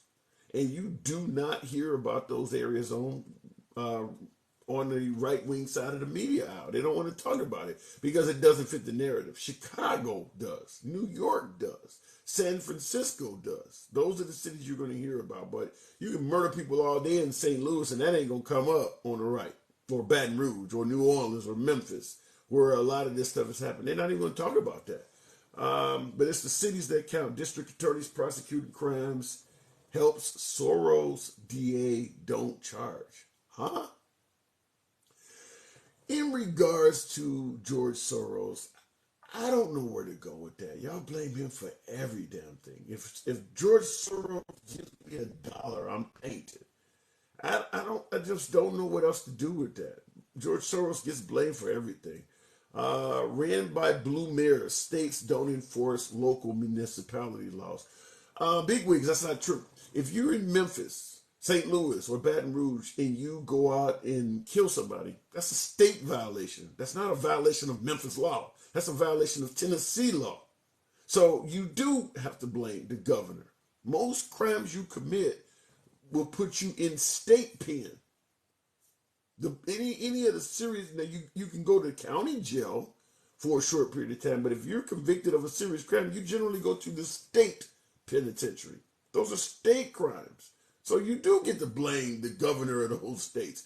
If you are the governor of a state and your cities in your state are violent as hell, how are you going to tell me that the governor has no responsibility for that at all? If that is true, that you believe the governor has no responsibility, then why the hell do they run campaigns on how they're going to reduce crime? They all run that way. I can guarantee you that whoever the governor is in Louisiana, Missouri, or Tennessee, when they were running for office, they were talking about reducing crime. So the fact that they got a lot of crime in their state, they get blamed for it. Because if it goes down, they're going to take credit for it.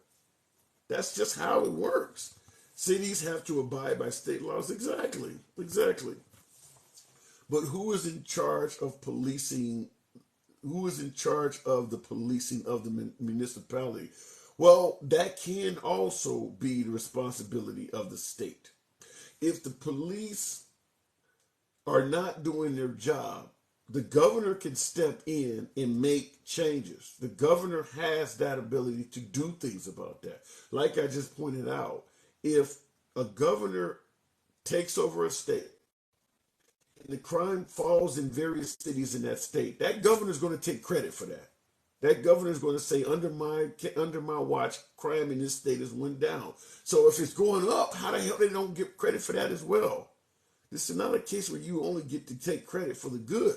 They all run on being able to reduce crime. The governors do that. Missouri governor is considering taking of St. Louis. Well, exactly. If the crime is out of hand in that city, then the governor should step in. And by the way, St. Louis is the murder capital of the country. It's been the murder capital of the country for a few years. All while they've been talking about Chicago. It's amazing at how little the right-wing media talks about St. Louis. You just don't even hear about it. And it's like number one. Chicago's barely even in the top 10. In Chicago, you can walk in a Walgreens in Chicago, take a gallon of milk and run out of the door, and you'll get a whole segment on Fox News. Whether you're watching the Five, Outnumbered, you can watch Sean Hannity's show. It's always Chicago. They'll give Chicago whole segments for even some of the pettiest crimes. But like I said, in St. Louis, you can shoot 2-3 people and you won't hear nothing about it on right-wing media. That's just, you talk about fake news or you talk about biased news, that's right-wing biased news. They only get credit if their policies match, increase, or decrease. They're going to take credit no matter what. Chicago gets a bad rap because of the quantity, not the per capita. Now, I don't think it's just the quantity of crime in Chicago that's getting credit. I think it's because it is a sea of liberalism. If the mayor of Chicago became they wouldn't be talking. I don't care what the quantity of crime was. If that mayor became a Republican and he was pro-Trump, they would find ways to talk about some other place. They would get away from talking about Chicago. They're talking about Chicago because you can blame the former mayor Lori Lightfoot or whoever the mayor of Chicago. You can blame these people because they're liberal. If they were Republicans, they would not. A good example: when Arnold Schwarzenegger was governor of California, they weren't criticizing California like that. Cost of living was still sky high in California. Crime was still sky high in Los Angeles. But Arnold Schwarzenegger was a Republican. All of a sudden, they didn't have the same complaints they do now. So just understand, a lot of it is politically motivated. It ain't just because of the per capita numbers or that they actually care about crime. They care about the party that's in charge. That's where it is. He was a joke for California, says Lola. Yeah, I don't think that he. I mean, I don't think. Well, I don't know. He served one term and he got caught cheating on his spouse or whatever. Whether he was a good governor or not, I'm just making the point that when he was governor, the Republicans suddenly had no issue with California. All of the complaints that they have now, they weren't voicing them. And those cities were still violent as hell. Oakland was still violent as hell under Schwarzenegger. And the same applies to LA. Violent as hell. And they were not complaining about him. He had a job with a housekeeper that he had a job with a housekeeper that looked just like him that was 13. Yeah, he did. He banged the housekeeper. You got the kind of money of Schwarzenegger. I mean, she must have just caught you slipping hardcore. Must have walked in on you jacking off or something for you to hit that. I don't know. Yep, I live here. Gavin is a POS. Yeah, but Schwarzenegger wasn't criticized like that. And like you just said, Lola, he was a joke. In fact, when Schwarzenegger was the governor of California, you had folks on the right trying to consider changing the law so he could potentially run for president because he was a well-known celebrity and highly liked at the time. But legally he couldn't run because he wasn't a natural-born citizen. But they were actually considering trying to change the law so that he could potentially run for president. So much for presidents being born in Kenya, huh? All of a sudden you got a guy you like, you don't give a damn if he's born in another country. Black guy comes along, he's suddenly born in Africa. All right, looking in the comments, Texas born. Did you see Evan Chop Shot Hannity up? I've seen excerpts of that Sean Hannity show. So tell me, how did Obama did it? I don't get your point there, Lola. Texas born. Good morning. Good morning to you, brother. Just getting off of work. Oh Oh, shit. Got you on the flip yeah, side. You know what yeah. we were actually talking about was what came out of Minnesota. Is that, do you think, did you hear about that at all? The PD, Minnesota Police Department, just all sorts of egregious cases of abuse of minorities and shit like that. Do you think that's a one-off, or is that just something happened in Minneapolis, or you think there's a possibility this stuff is happening nationwide? Um, I ain't gonna say nation. It's happening in places, anecdotal, anecdotal type things. But you know, in many areas, this stuff it happens, but not at a scale as some people might think. You know, I heard about it in my department. They talked about it a little bit because I'm a dispatcher, so you know. Oh, damn. You be the man to talk to. I mean, are you in a major, I mean, obviously you don't want to talk about the town you're in, but are you in a major city? Yes, I am. Okay. Yeah. Let me ask you this, because we talked about this earlier before you came in. Is the thin blue line a real thing? I had to ask. Brother, I'm gonna be honest with you. It became a thing after a certain event had happened, but it wasn't really a prominent type thing in my department. So it just So, happened on a certain event, and we talked about it like I'm not no blue lie, man. I'm a human being, but let me ask you this: in your department, if a police officer was to openly report, publicly snitch on somebody, and did not hide his identity. Let folks know this is a bad cop and pointed him out, and that cop was disciplined, fired, or even jailed, perhaps. Would that cop that snitched have any problems in your department at all? Uh, uh, Take your time. Hey, a very, very good question. If now, we repeat the question again, if that officer had snitched, You know uh, the old phrase. You know the old phrase. Snitches get stitches. That uh, applies in the gang community. But in regards to police officers, if you are a law enforcement officer yourself, and you publicly snitch on another officer, are you okay for doing so? Is there going to be any reprimand from your own brothers in blue for doing that? uh, uh, you know, I You really can't hesitate. really. Well, it'd be a little bit frowned upon, but Why, at the same, wait a minute. Wait a minute. If your department's job is to protect and serve and protect the law, which is written on a lot of their cars, why would there be a problem for somebody who pointed out a lawbreaker? I'm gonna give you to you like this. It's not just that, brother. And it's a brotherhood in the way that because You he gonna get describe. now the individual gonna be in trouble anyway from the captain. I'm gonna tell you like that honestly. What I'm we do asking about the behind. snitch. I'm not asking about the captain. I'm asking about the snitch, the guy that everybody knows told on another cop and got that cop in trouble. He, he, gonna- Would he be okay? he, he gonna have bad times. I'm gonna be honest with you. Why? He gonna have bad times. But you just told me the thin blue line Because is not really. You just told me the thin blue line is not there. Now it sounds like you're describing it. we playing Scrabble right there. But look here. But No, he not. Your ass is. I feel it gonna be frowned upon. He ain't gonna have a good time. He ain't gonna have a good time at all. But see, at the same time, the snitch and the snitch ain't gonna have a good time. But the person who done the deed gonna be recommended. He gonna be in trouble. Well, he But see, deserves to be. Yeah, he deserves to be reprimanded. But the problem is yeah, the because snitch does see, not deserve to be it, reprimanded. it's almost like the military.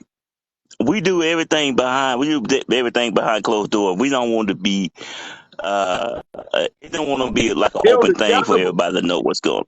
Well, shit, it sounds Yeah, like you're doing everything behind closed doors because you don't want to be held accountable. If you're willing to punish a person that's simply trying to point out bad behavior, it sounds like you want the bad behavior to continue, and you'd rather go after the guy who's trying to stop it.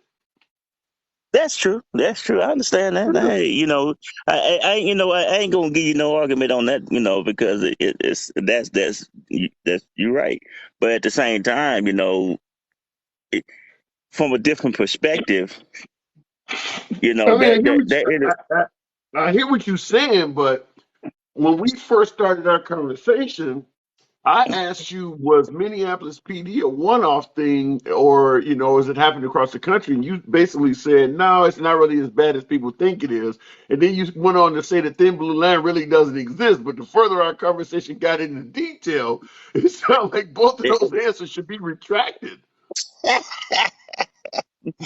well, I'm gonna say it like this here: the thin blue line do exist. Thank you. But I like that. but behind I'm a man that I can tell you to stand up for to be honest about it. However, it's in a way that some people might think that do we say the thin blue line every day? No, it's not in conversation. No, it's not going to be. It's just like racism or Fight Club. You don't talk about it. Of course, you're not going to come out and admit.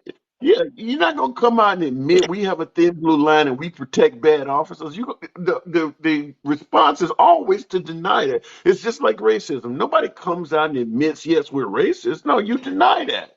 because it makes you look horrible. The thin blue line, no cops are not going to admit that they're standing there protecting the thin blue line because, yeah, it means we stand for our officers, not. You can't admit some shit like that. Yeah, you're right about that. You're right Yeah. about So, that. so You it know, exists. They're just not going to tell you about it. no, it's not going to be too much talk about because you know, a lot of things I can't say, but a lot of things I can say because I'm on social media right now. And Understood. uh, but it's I want everybody to check this podcast behind blue doors. Check the podcast out. Behind These some blue doors. officers behind blue doors. It's a podcast, and Mhm. they talk about things what happened behind the blue door. Now these ladies they're very from I think from Canada, but they talk to everybody. They talk to all the officers around who is brave enough to talk about stuff Yeah. behind blue doors. But that Because a right lot of things. there, yeah, but some of the stuff you're saying just shows how bad the problem is. Like you just said, the ones who are brave enough. I mean, it makes it clear that the police officers are acting very similar to street gangs, where you're not allowed to talk, you're not allowed to tell the truth, you can't air our dirty laundry out. This is exactly what the mob or what local street gangs do. If you open your mouth up and say something, they come and get you. Now I ain't gonna lie to you. You got a lot of people out there. A lot of my family that will tell you the truth behind the blue door, and don't care the consequences. Yeah. But if you go to work the next day, they find out you said something. You know, if you, your What's career, really your what's really career, sad about it? What's really your sad career. about it that go ahead. No, your career is stymied. You will almost never make rank. You never get up the ladder.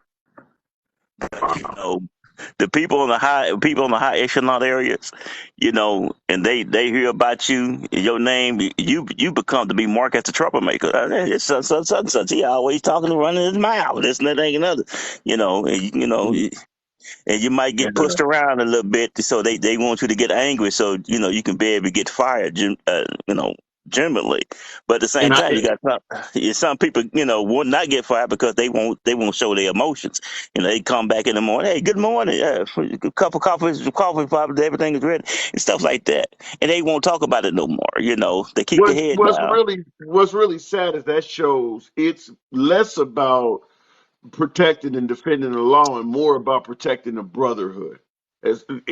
Brotherhood first, law second. That's what it sounds like. I mean, that's the real. Mm. And the fact that you work for the department is willing to admit it with some pride. And it took a little bit to get it out of you, but the fact that you are willing to admit it is, yeah. I got to move it on. No Texas born. And by the way, the first part of your name gives us a little bit to limit that shit down to. So I'm gonna let you know that. Hey, I'm in Texas, brother. Hey, a lot of things I see, I don't talk about. I don't mention to my wife. So, I got 14 grandkids and 4 grown kids. And I make sure they know a lot of things that I know to keep them out of trouble. Well, one civil rights leader said the only thing it takes for evil to continue is for good men to stand by and do nothing. So, just want to tell you that silence is not always a help. Appreciate you coming in, though, man. All right, brother. You appreciate you. Absolutely, you too. Looking in the comments, Fancy Prancy, friend of the program. Good morning to you, Fancy. Now she said it happens in every organization. That is true. But the difference is you don't have to worry about the mailman looking you up for the rest of your damn life. So I agree that you can be ostracized for snitching in any job or any office setting, but these people are these people have powers over us as citizens, and they can really ruin your life. The guy at the gas company can't ruin your life like that. So you can't hold them to the same account as any other organization because they have a lot more power than any other organization. Such as in a court of law, they get the benefit of the doubt. If a sworn officer comes in court and says something and you say the opposite, they're going to get that benefit of the doubt to the sworn officer. No other organization gets that type of benefit of the doubt. So you got to hold them to a higher standard. You can't reduce the standard when they do wrong. Otherwise, you just invite them to do more wrong, in my opinion. Looking in the comment section here, but when good men stand up, they get ridiculed. And that's the problem. That is the problem, that the thin blue line exists because it is about protecting the brotherhood before all else. Even if it means the law has been broken, protect that fellow officer, even if, laws need to be broken to do it. And you can see that in essentially any cop show on television, whether you're watching Law and Order or, SWAT or almost every cop show on TV features bad police. So the idea that 99% of police are good, I don't believe that. I'm not here to say most police are bad. I don't necessarily agree with that either, but 99% is an incredibly high number. 99% of Catholic priests are not good. So why would we believe that 99%? It might be 85%, but it ain't 99. I can tell you that. It's more than, I mean, you got some departments where there may only be 20 officers working in the department. 99% of them guys ain't good. You do not want to break the blue code. There shouldn't be a blue code. There just shouldn't be. I really appreciate the night show boss. Phil Walker, thank you. Appreciate the support. Let's keep it moving. Only Sparkle Pony. Minneapolis. Is it a one-off? Sparkle. Good afternoon. Or good How morning. you doing? Good, I can't believe that what's you up? skipped over me first, though.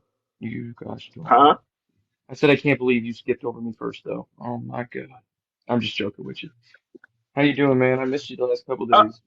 I came in late. I'm doing good. I just happened to see what Merrick Garland was discussing in regards to the Minneapolis PD, and it matched up quite a bit to what Eric Holder talked about with Ferguson about a decade ago. I think all And PDs are corrupt. I think every you single said one you of think, them. All of them. wow, really? I think NYPD and LAPD are the two most corrupt organizations that have ever been in the United States. They started gang So, violence, in my opinion. so if you believe all police are corrupt, do you think we should No, get I rid said of them? PDs, just PDs. Your Oh, law what? enforcement police departments, PDs, like NYPD, LAPD, and that is jurisdictional. All right. Your sheriffs, Well, however, are not. Your Well, sheriff, Sheriff Joe Arpaio was about to be sentenced to prison until Trump pardoned him. So there's one corrupt sheriff right all there right, for you. man. Okay, I'm not saying every single one isn't, but if we're an Oh, organization, I would say the sheriff's department and state patrol, for that matter, are not oh. corrupt. And here's the reason why. Because your sheriff and your state patrol are the only one that swear to the Constitution of the state and the United States. Your PDs do not do that. So I think that we need to start having law enforcement roll under the sheriff because I think that what to protect and serve, you need to be able to say that you're protecting and serving their rights, which fall under the Constitution. I'm from being from the south side of Chicago. I can tell you there are a lot of sheriff because we have the Chicago police, but you also have Cook County, which is the county that Chicago is in, and they have sheriff deputies, and they get caught up in corruption all the time too. The Cook County sheriffs are caught up in corruption all the time. It ain't just the PD; it's the sheriffs too. Okay. There might be certain areas where it's a little worse than others, but I would I say believe. as a precedent though, you vote for your county sheriff that runs the county. So I mean, if you're going to vote for someone that's swearing to the Constitution, roll everyone under him, and they need to abide by state constitution and federal. Yeah. I don't think they need Well, to be I beholden would to a mayor. But by the way, I wanted to ask you a question. Do you know where Thin Blue Line came from? no. So it actually used to be called the Thin Red Line, and it was from England. And what happened was is the English infantry forces, stood on a line and defeated Russian cavalry forces to protect the people.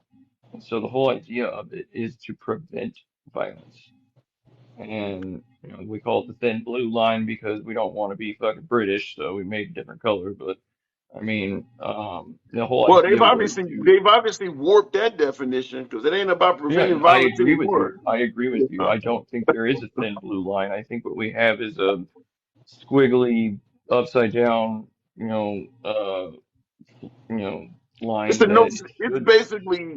basically a no sneak It's brotherhood spattered in first. it's spattered in blood. It's spattered in violence. It's spattered Yeah. in it's spattered in what I would say is mob infiltration and corruption. And I would say a lot of our drug problems come from that. Yeah, I don't. Is there? How do you get rid of that? You know, the protecting the brotherhood, the thin blue line. How do you? How can you even get rid of something like that? Well, that's what I said though. I think every law enforcement should roll under the county sheriff. Now, I'm not saying that you need to fire a bunch of people, it can still be the same people, but the overall person that's in charge is the sheriff, because I think we need to have a unified training force, and a unified set of uh, like SOPs, standard operating procedures, for each of these, police.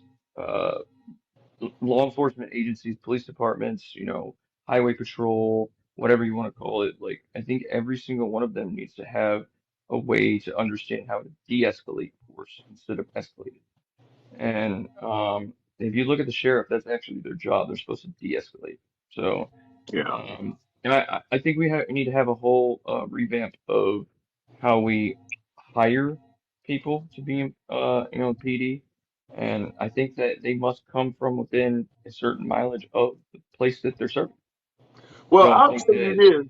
It's going to be different. The only way you're going to get this, you got to get the right and the left to work with each other. And folks on the right don't believe that the police have much of an issue. They believe it's just out of hand citizens I'm embarrassed. acting I'm bad, embarrassed to say that you're right. huh? I'm embarrassed to say that you're right. You're Yeah, 100% right. yeah. They And a lot believe of it has to. the citizens are out of hand, and that if they just comply with the law, we wouldn't be having all of these problems. They're not big fans of holding police accountable at all on the right. Well, why do you think? Because they love their 2A. And if we keep the attention on the big cities, then we get to go ahead and sell all our 2A everywhere. So, I Mm. mean, they're okay with the distraction, and I think it's embarrassing. So, Yeah, yeah, again, yeah. That ain't yeah, helping nobody out. Yeah, that because at the end of the day, that doesn't as help far as your anybody out. question though about the governor being responsible, I don't disagree with you, but again, I think it is very hard for that executive to rally up all of these different, law enforcement agencies to do things the right way. And I think the problem that we have is that executive has zero authority over some of those local PD. Zero. The mayor does. And Well, I it mean, depends though. If the town is not doing what, like for instance, the governor can call in the National Guard. If the no, I police got you. force it, huh? I said I got you. I'm just saying the PD. Yeah. Yeah, They have no control over a lot if of the that. police force is failing a city, whereas you got a town like Memphis, for instance, in Tennessee. Okay, the city government is liberal, but the state is Republican. If Yeah. that if that town in that state is just having rampant crime and and the mayor is not getting it under control, the governor does have options. Yeah, I agree. I think the biggest Yeah. problem that we have is that So if it doesn't get under control, the governor is partially responsible for it. I think the biggest problem that we have though is we're not getting rid of drugs running rampant in these big cities. And by the way, Jacksonville is another huge city of crime Yeah. in the Yeah. United States. But we're not getting rid of the problem, which is that we have a shadow economy that is working under the radar in a lot of these cities. And guess who gets to benefit from it? Your corrupt PD, and there's a lot of people that get corrupted by that. Yeah. And we gotta get rid of the economy that is They would legalize that's it. infiltrating the youth and making them think that it's okay to have this what I'll call what was it called back in the day? Kind of like the Prohibition. street You want to? mentality, like the like I don't know how to put it, but like you're the big dog on the block. kind of mentality. Like, and having the idea of an ego to be the person that runs the block, if you will. Yeah, it's just And bullying. Well, yeah, but are you suggesting legalizing hard drugs? no, no, no, no, hell no, no, no, no, no. What we need to do is um, we need to tighten up our border, security for that by doing one thing. And we need to finally have an executive that's willing to do this. I am not going to give you your foreign aid, Mexico, until you bring up the Mexican army to help me build and establish a border security from the cartels. I don't, And something. I'll say this in regards to that because you often hear Trump talking about this in the fentanyl. You hear that on the right. At the end of the day, it doesn't matter if we prevent Mexico from sending drugs to this country or not. Fact is, the citizens of this country has a huge appetite for drugs. You hear folks say if you ban guns, criminals will find another way.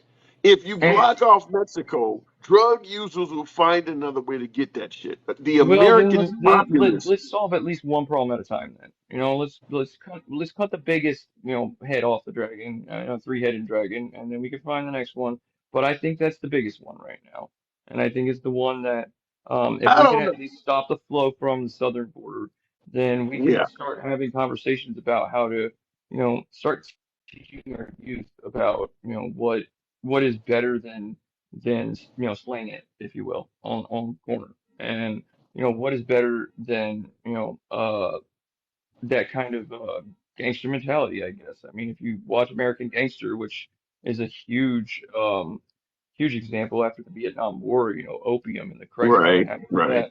that, it'll show you like what it I was don't, to have some. that mentality. My problem with this is like when Trump was talking about building a wall, my rebuttal generally was, let's I say don't care you about have a daughter that you don't want the neighborhood boys getting into the house to come see. So you build a huge wall around your home. And you hope you are sure that that wall will prevent your daughter from, that. Is you not know, my solution. yeah. Just a Well, hear wall. me out though. Hear me out though. The point I'm trying to make is this: as long as your daughter gets up in the middle of the night and opens up the door and lets people in, the wall can be 100 feet tall. And the fact Right. is, in this country, people want drugs. They want immigrants. They want Yeah, these but people here. So any of these measures are not going to work because the problem is in the house. Even with drugs you're talking about, there's but you too know how many I would solve it? Americans. There's too many Americans that make money off of this shit coming in here. But you know how I would solve it? Go ahead. All right. So I would still do a wall, okay, if you will, because you do have to have a deterrent. But every 400 miles on the border, I would have a headquarters that is Department of Interior and Department of Homeland Security run. And I would move away from Washington, D.C. because I hate the fact that the headquarters of the thing that you're supposed to fucking fix is in D.C. Like, how about you put them where the problem is, right? I would make sure that the Mexican army is involved helping with it, as a deterrent at the beginning. And it basically would become like a big ass hotel, if you will, but also immigration center. Kind of like, Ellis Island, like what its first idea was, if you will.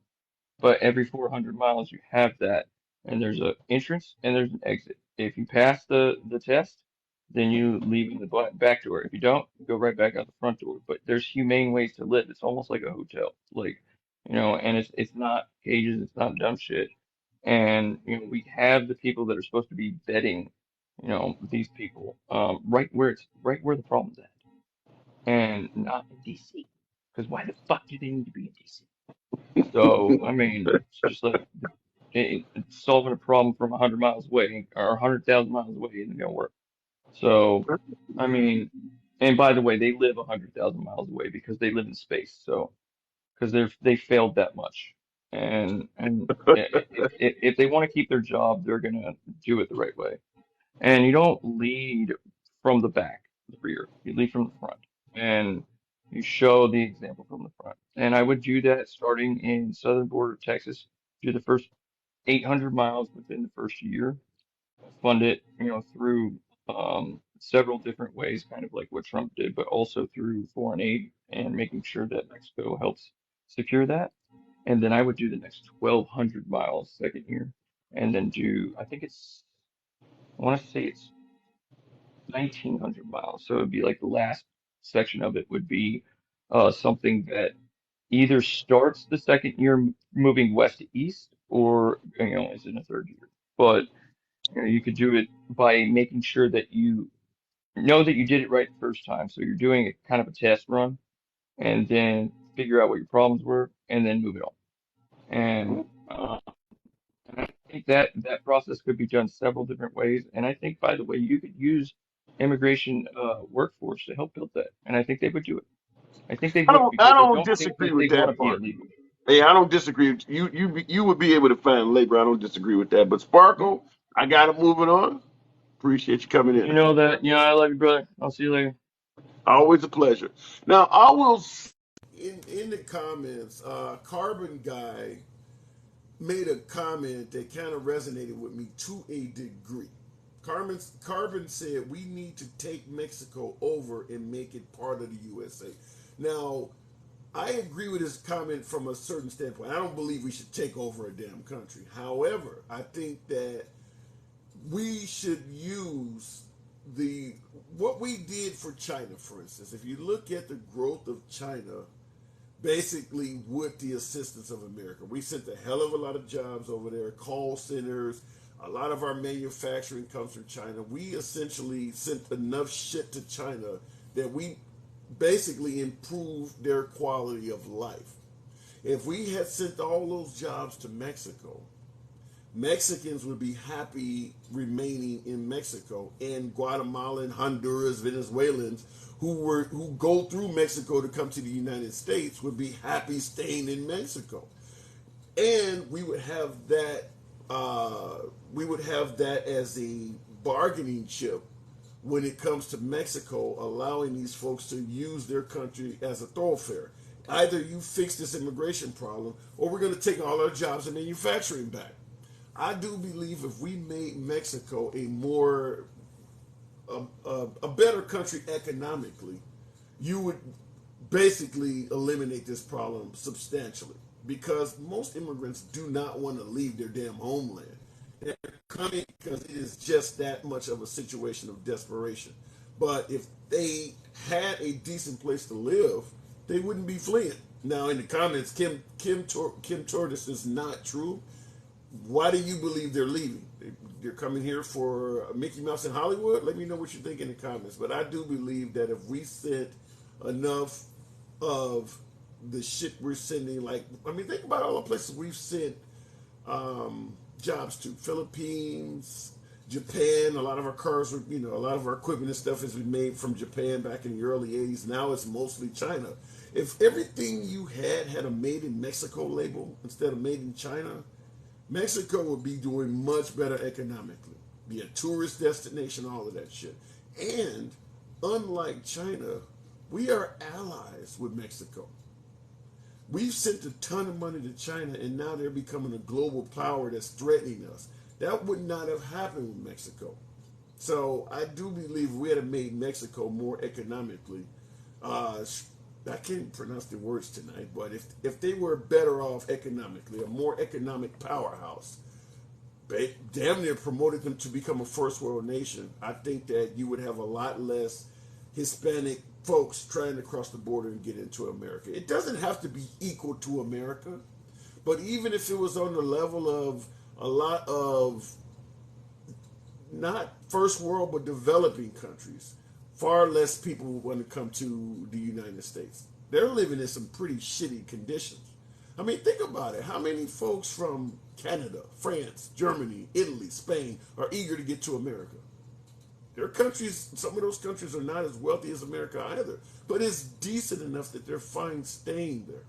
If we made Mexico a little bit better economically, a lot of this would go away. And we clearly can do that because we've done it for China.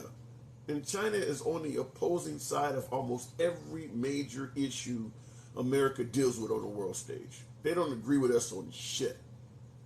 That's where the issue is, right there. You don't have to necessarily build a wall. You don't have to mistreat people or anything like that. Just make their country more hospitable, and they'll stay there. They'll stay there. We get a tourist destination out of it. Maybe we can get a few more military bases to expand our involvement on the North American continent. It could be a win-win for all. Could be a win-win for all. Looking in the comments, that we have passed enough laws. We are 83rd on the freedom scale.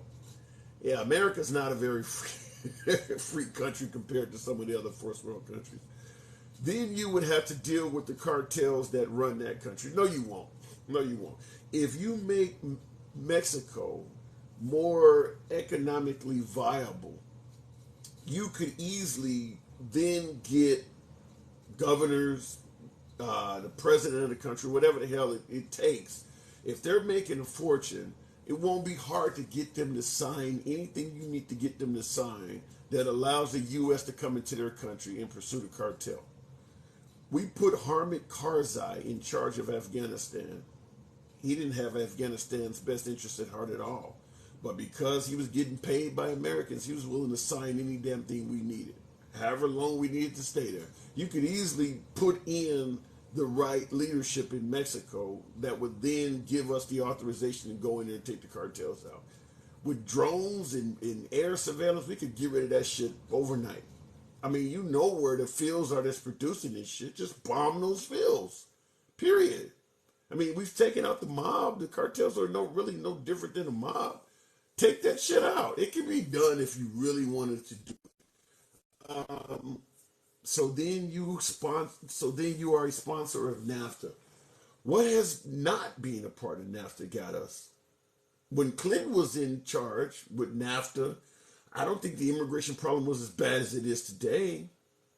Some of these deals that we have in place that some of my beloved MAGA want to end, there's a reason those deals are there. Wanting to get rid of NATO, get rid of the Paris Accord, get rid of the UN. You think we're better off being unilateral on all of this shit, just going at it alone? No. I'm always a fan of unity, and being part of a group of people. I don't think breaking shit up and doing everything alone is the best answer. But I know MAGA thought that every single agreement and treaty we got in was bad. They wanted to get us out of everything. Like I mentioned, the Paris Accord, they wanted to break up NATO. They didn't want to be part of the UN. You name it. Trump was talking about getting out of it. Like all of the agreements we ever got into. I mean, there's a reason that shit is there. Our allies are big mad about the I'm assuming you're saying the Iran deal. Our allies are mad about what Trump did with Iran. When Trump broke up the Iran deal, our allies were saying no. They are actually adhering to their responsibilities in the deal. Why break it up? Our allies wanted the deal that Obama put in place to remain.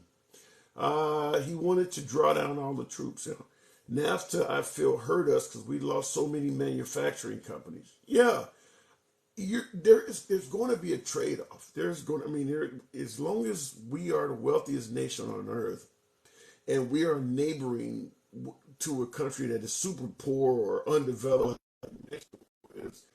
you're going to have to send them some of that wealth, or they're going to keep sending you people seeking that wealth.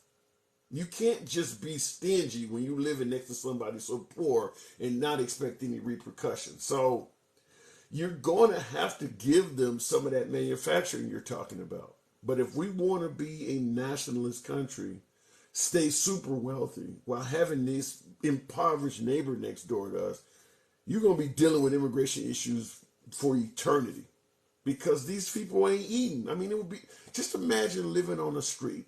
You got a fancy house, plenty of food, electricity and everything, but you live in a dirt poor neighborhood. All your neighbors don't have electricity. They have no food. You think you're not going to face a few burglaries?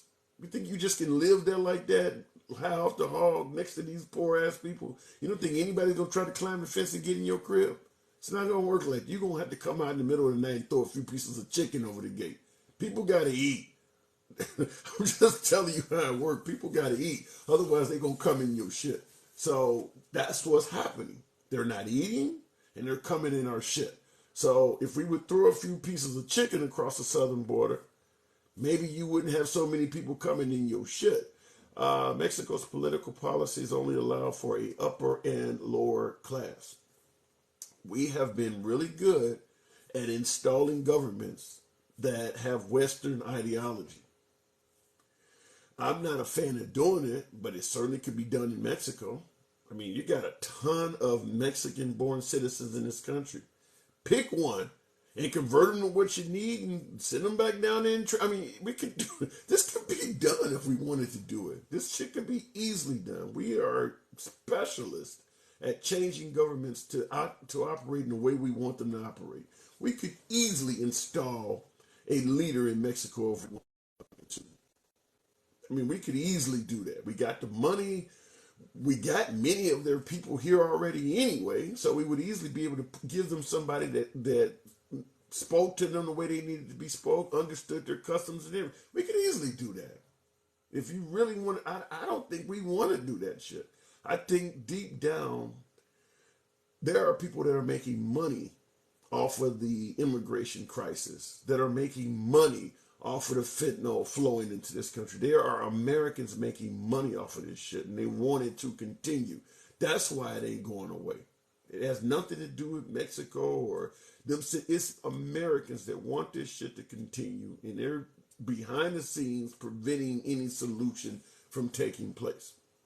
Why do you think no leader actually attacks this issue? Because they are making money from what's happening. It's very similar to recidivism. 70% of inmates are back out committing crimes. What is it? In 1 year of being released from prison, 50% of inmates return. In 5 years, 70% return. Why aren't they addressing that issue? Because people make money in folks coming back to prison. Folks want folks filling up prisons. If they wanted to do so, they could do so. When you have these long-lasting issues that go on and on and on and on, and nothing is being done, it's because somebody is making money on that. Somebody wants that issue to continue. And certainly when it comes to the issue at the border, there are people who want that to continue. Democrats, liberals, want illegal immigrants to come here because they ultimately turn in the votes. Liberal politicians benefit by having illegal immigration because they come into this country and eventually they become naturalized and they turn into liberal votes. Republicans, big business. A lot of their lobbyists own big businesses. And big business do not like paying fair wages according to U.S. labor laws. Big business likes getting access to illegal immigrants. So the big businesses lobby to Republicans to take it easy on border issues.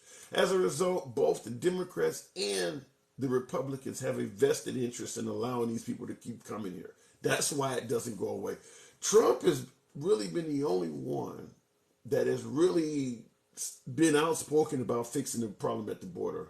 I believe he's the only one that has a genuine concern about it. Now, it could be from a standpoint of not liking brown people. We can talk about that. But I do believe he truly wanted something to be done about it. But he's one guy. And most of the people that surround him, even his Republican cast of characters, don't want this shit stopped. I said that before, that if Trump successfully built a wall, the minute he was out of office, you'd have the next president, whether Republican or Democrat, cutting funding for the maintenance and repair of the wall. Before you know it, people were digging tunnels and they no longer repair them as quick. Or they're reducing the amount of security personnel that manage the wall. Or some of the technology, the funding for drones and things they fly to protect the wall would suddenly dry up. Because both sides want these people coming in here. Trump only can do 4 years max. The minute he's gone, that shit's going to come back. And I don't think that until we actually really want to do anything about this, anything's going to happen.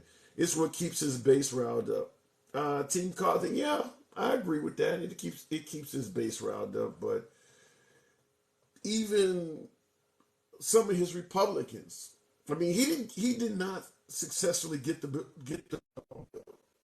and Trump took power with both control of the House and Senate, and he couldn't get it done. Just like with repeal and replace Obamacare, he couldn't get that done because many people on his own side don't want it done. They don't want it. So I think the wall was a pipe dream from day one. Certainly the part about Mexico paying for it, that's laughable, but I think the wall was a pipe dream from day one. You have to be a super majority. Yeah, that is true. That is true. And I just think there's too many big businesses that would stop Republicans from seriously preventing illegal immigrants from coming here. They want that labor. Look at Ron DeSantis in Florida. He's only been a governor for a short time, and he's already demonstrating what can happen if you stop illegal immigrants from coming here. They're having a labor shortage down there because the immigrants, the jobs they were doing, they're having a hard time finding Americans that'll fill them.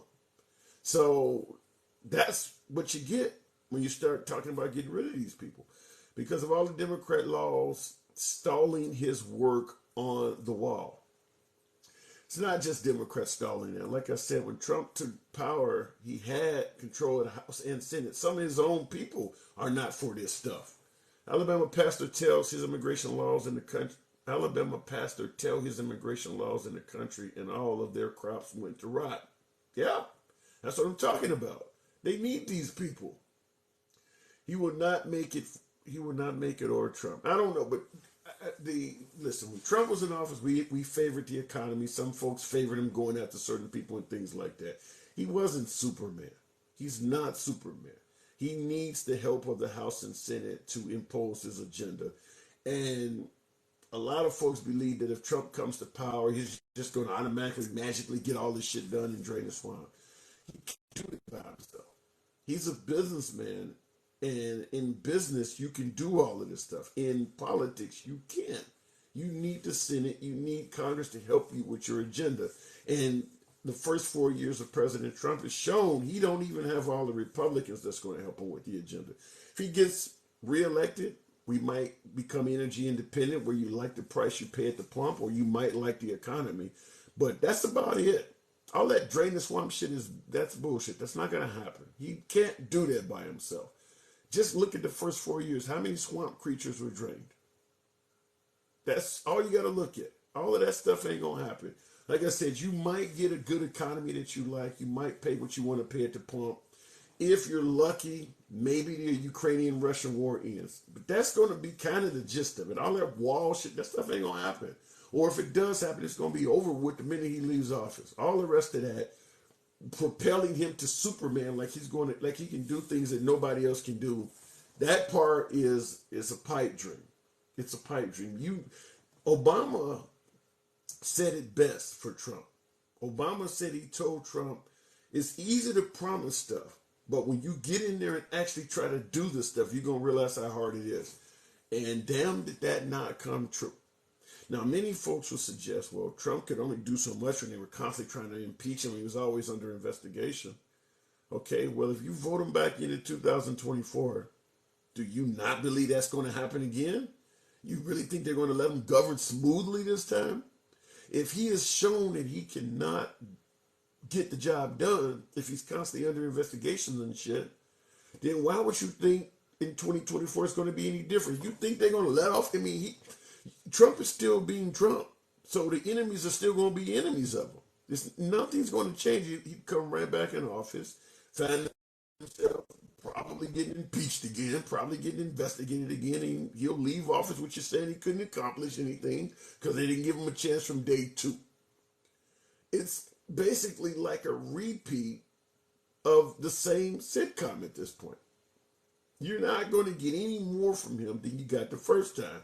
Now, if you enjoyed him the first time, then you'll get more of that. But that drain the swamp shit ain't going to happen. Lola says because he's getting rid of all of them. How? How can he get rid of all of them? One man can't do that shit. Appreciate the TikTok, Captain Marie. Thank you. One man cannot do that. You guys see a CEO. You see Trump, the businessman. A business guy can go into his business and fire every damn body that's underperforming. A president can't do that. The people vote people in. If Trump could get rid of the swamp, Mitt Romney would have been gone. John McCain would have been gone. He wouldn't have passed away in office. He would have been gone. Mitch McConnell would be gone. I mean, think of all these people that Trump considers swamp characters. They're not going anywhere. They're still there. So no, he's not going to do it the second time. He doesn't have that kind of power. If you like Trump, that's understandable. Call him a great politician, but all of these godlike principles people are giving him, it's ridiculous. He's not going to accomplish that shit. That drain the swamp thing is never going to happen. It's just not. He doesn't have the power to do it, and nothing has happened since he's been out of office that would indicate. I mean, hell, most of the Republican politicians don't even think he won the election. So it's not going to happen. You guys are giving him godlike powers. That's where those cult claims come in. Just say I favored the economy Trump was giving. He had us energy independent. I like the direction the country was on under Trump. I don't believe Vladimir Putin would have been Ukraine. Those are legitimate arguments we could debate. But all of this drain the swamp, he's going to build walls and make other countries pay for it and all that. Those are Superman characteristics that are never going to come true. It's just not. And you'll be making up excuses after 4 more years of Trump of why it didn't happen the second time. Some liberals did it, or Mitch McConnell or Mike Pence thwarted it. At the end of the day, you're going to be given reasons why it didn't happen. He can't do all of that shit. It's just one dude can't do it. We owed Ukraine because we signed an agreement. Yeah, I agree with that, but Trump would not have adhered to that agreement. Just like he got us out of the Iran peace deal. That was also an agreement we made. And that was something I also pointed out I thought that Trump did that was bad. Even if you thought the Iran deal was shitty or you didn't like the Paris Accord or whatever the hell, these different deals. Here's the problem with what Trump was doing. Even if you thought what he was doing was good for the country. When you sign a deal, you sign your name on a dotted line, your word is your bond.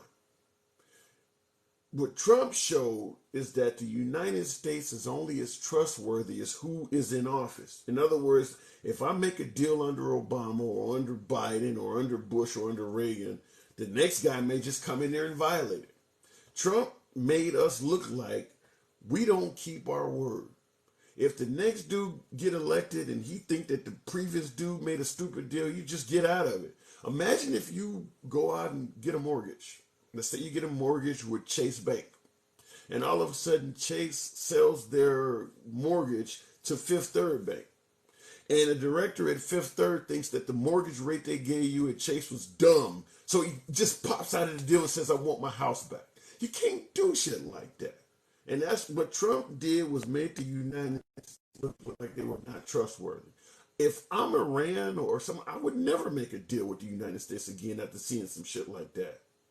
Any president that comes to the country, like Biden goes over to Iran or something, I would just simply ask him, you only got 6 years left, or 4 years left, or 3.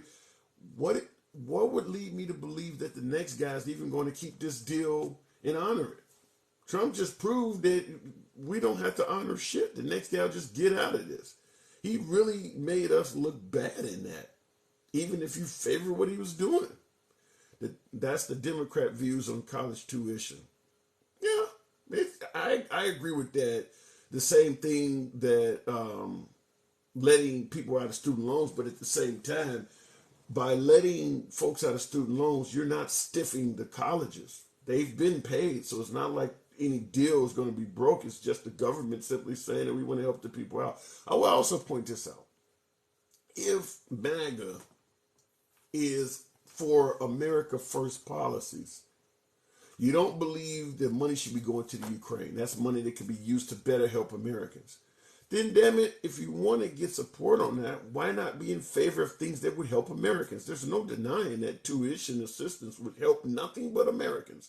100% of the people that would be helped by that are Americans. Same thing with universal health care. 100% of the people that are being helped by that are Americans. You're saying you're America first, but then when it comes down to doing shit that would help Americans, you're opposing it. I strongly believe that if you came and presented, listen, we're going to stop giving this money to the Ukraine, and we decided to give it to folks who are in tuition issue, you might get your wish. But by making it clear that even if you retract the money from the Ukraine, we're still not going to give it to anybody in America anyway. You're not going to get many people to support you. It helps Black Americans, says John Davis. Yeah, and I think there is not a lot of tolerance for doing that. I've heard this. I don't know if it's true, but I have heard this, that America used to be far more likely to give entitlements to its citizens until African Americans started being able to qualify to get those entitlements. I don't know if that's true or not, but I have heard that welfare, for instance, was given out more freely until African Americans qualified for it.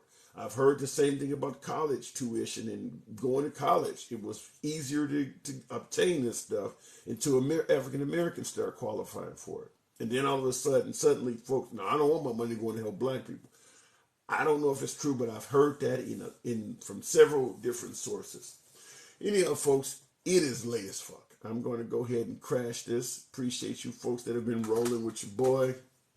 We can do this again tomorrow. I want to find out more about what they came with out of Minneapolis, but I'm just going to tell you from my own honest standpoint, there's no way I believe this is a one-off. Power corrupts people. It is as simple as that. One of my callers talked about the difference between police and sheriffs. I don't really care what you call a person. If you give them power over other people, there is a likelihood of them becoming corrupt. You see it from everything from teachers to priests to pastors, whatever. You put people over people, they're going to do things that are corrupt. That's just what happens. So I don't think it's a one-off. I think there are major police departments all over this country that if you did a deep dive like Eric Holder or Merrick Garland did with Ferguson and now Minneapolis, you'd find this shit everywhere. Fancy Prancy. Thank you. Thank you. Fancy Prancy always shows that I appreciate that heart. Thank you. All right, folks, I'm going to go ahead and crash. Appreciate you. Keep up the good work, boss. Phil Walker. Thank you. Call my name 4 times tonight. I'm happy, sir. Sean Davis. There you go. 5. Thank you. The money being sent to Ukraine is part of our bloated $278 billion. Look, the military budget, $278. Damn. Andy. Damn. $278 billion military budget. And crazy enough, you still hear folks like President Trump, for instance, suggesting that the military is dilapidated. The military is weak and we're the laughing stock of the world. Dilapidated compared to who? North Korea has like a handful of nukes and nobody will fuck with them. We got thousands of them. Dilapidated compared to who? We got overkill many times over. You don't need anywhere near all the shit we got to prevent people from messing with you. We got 12 aircraft carriers. I think China has 2. Russia has 1. And ain't nobody fucking with them. You don't need all of this shit. Only reason you need this shit is not to defend your country. It is to police the rest of the world. That's why we have this stuff. Which is why I often say, which is not always popular to folks, but when you see folks in the military talking about they're fighting for your freedom, most of our issues have been fighting to take away the freedoms of others. Nobody's threatening the freedom of the United States. Nobody can even fuck with us. We got way more shit. In fact, the largest air force in the world is the United States Air Force. You know who has the second largest air force in the world? The United States Navy. Nobody holds a candle to us. Yet you still have leaders coming up and saying that our military is weak and dilapidated. What the fuck? 278 billion. Wow. Catch you guys tomorrow. It's your boy Tim, the handsome liberal. Gotta go.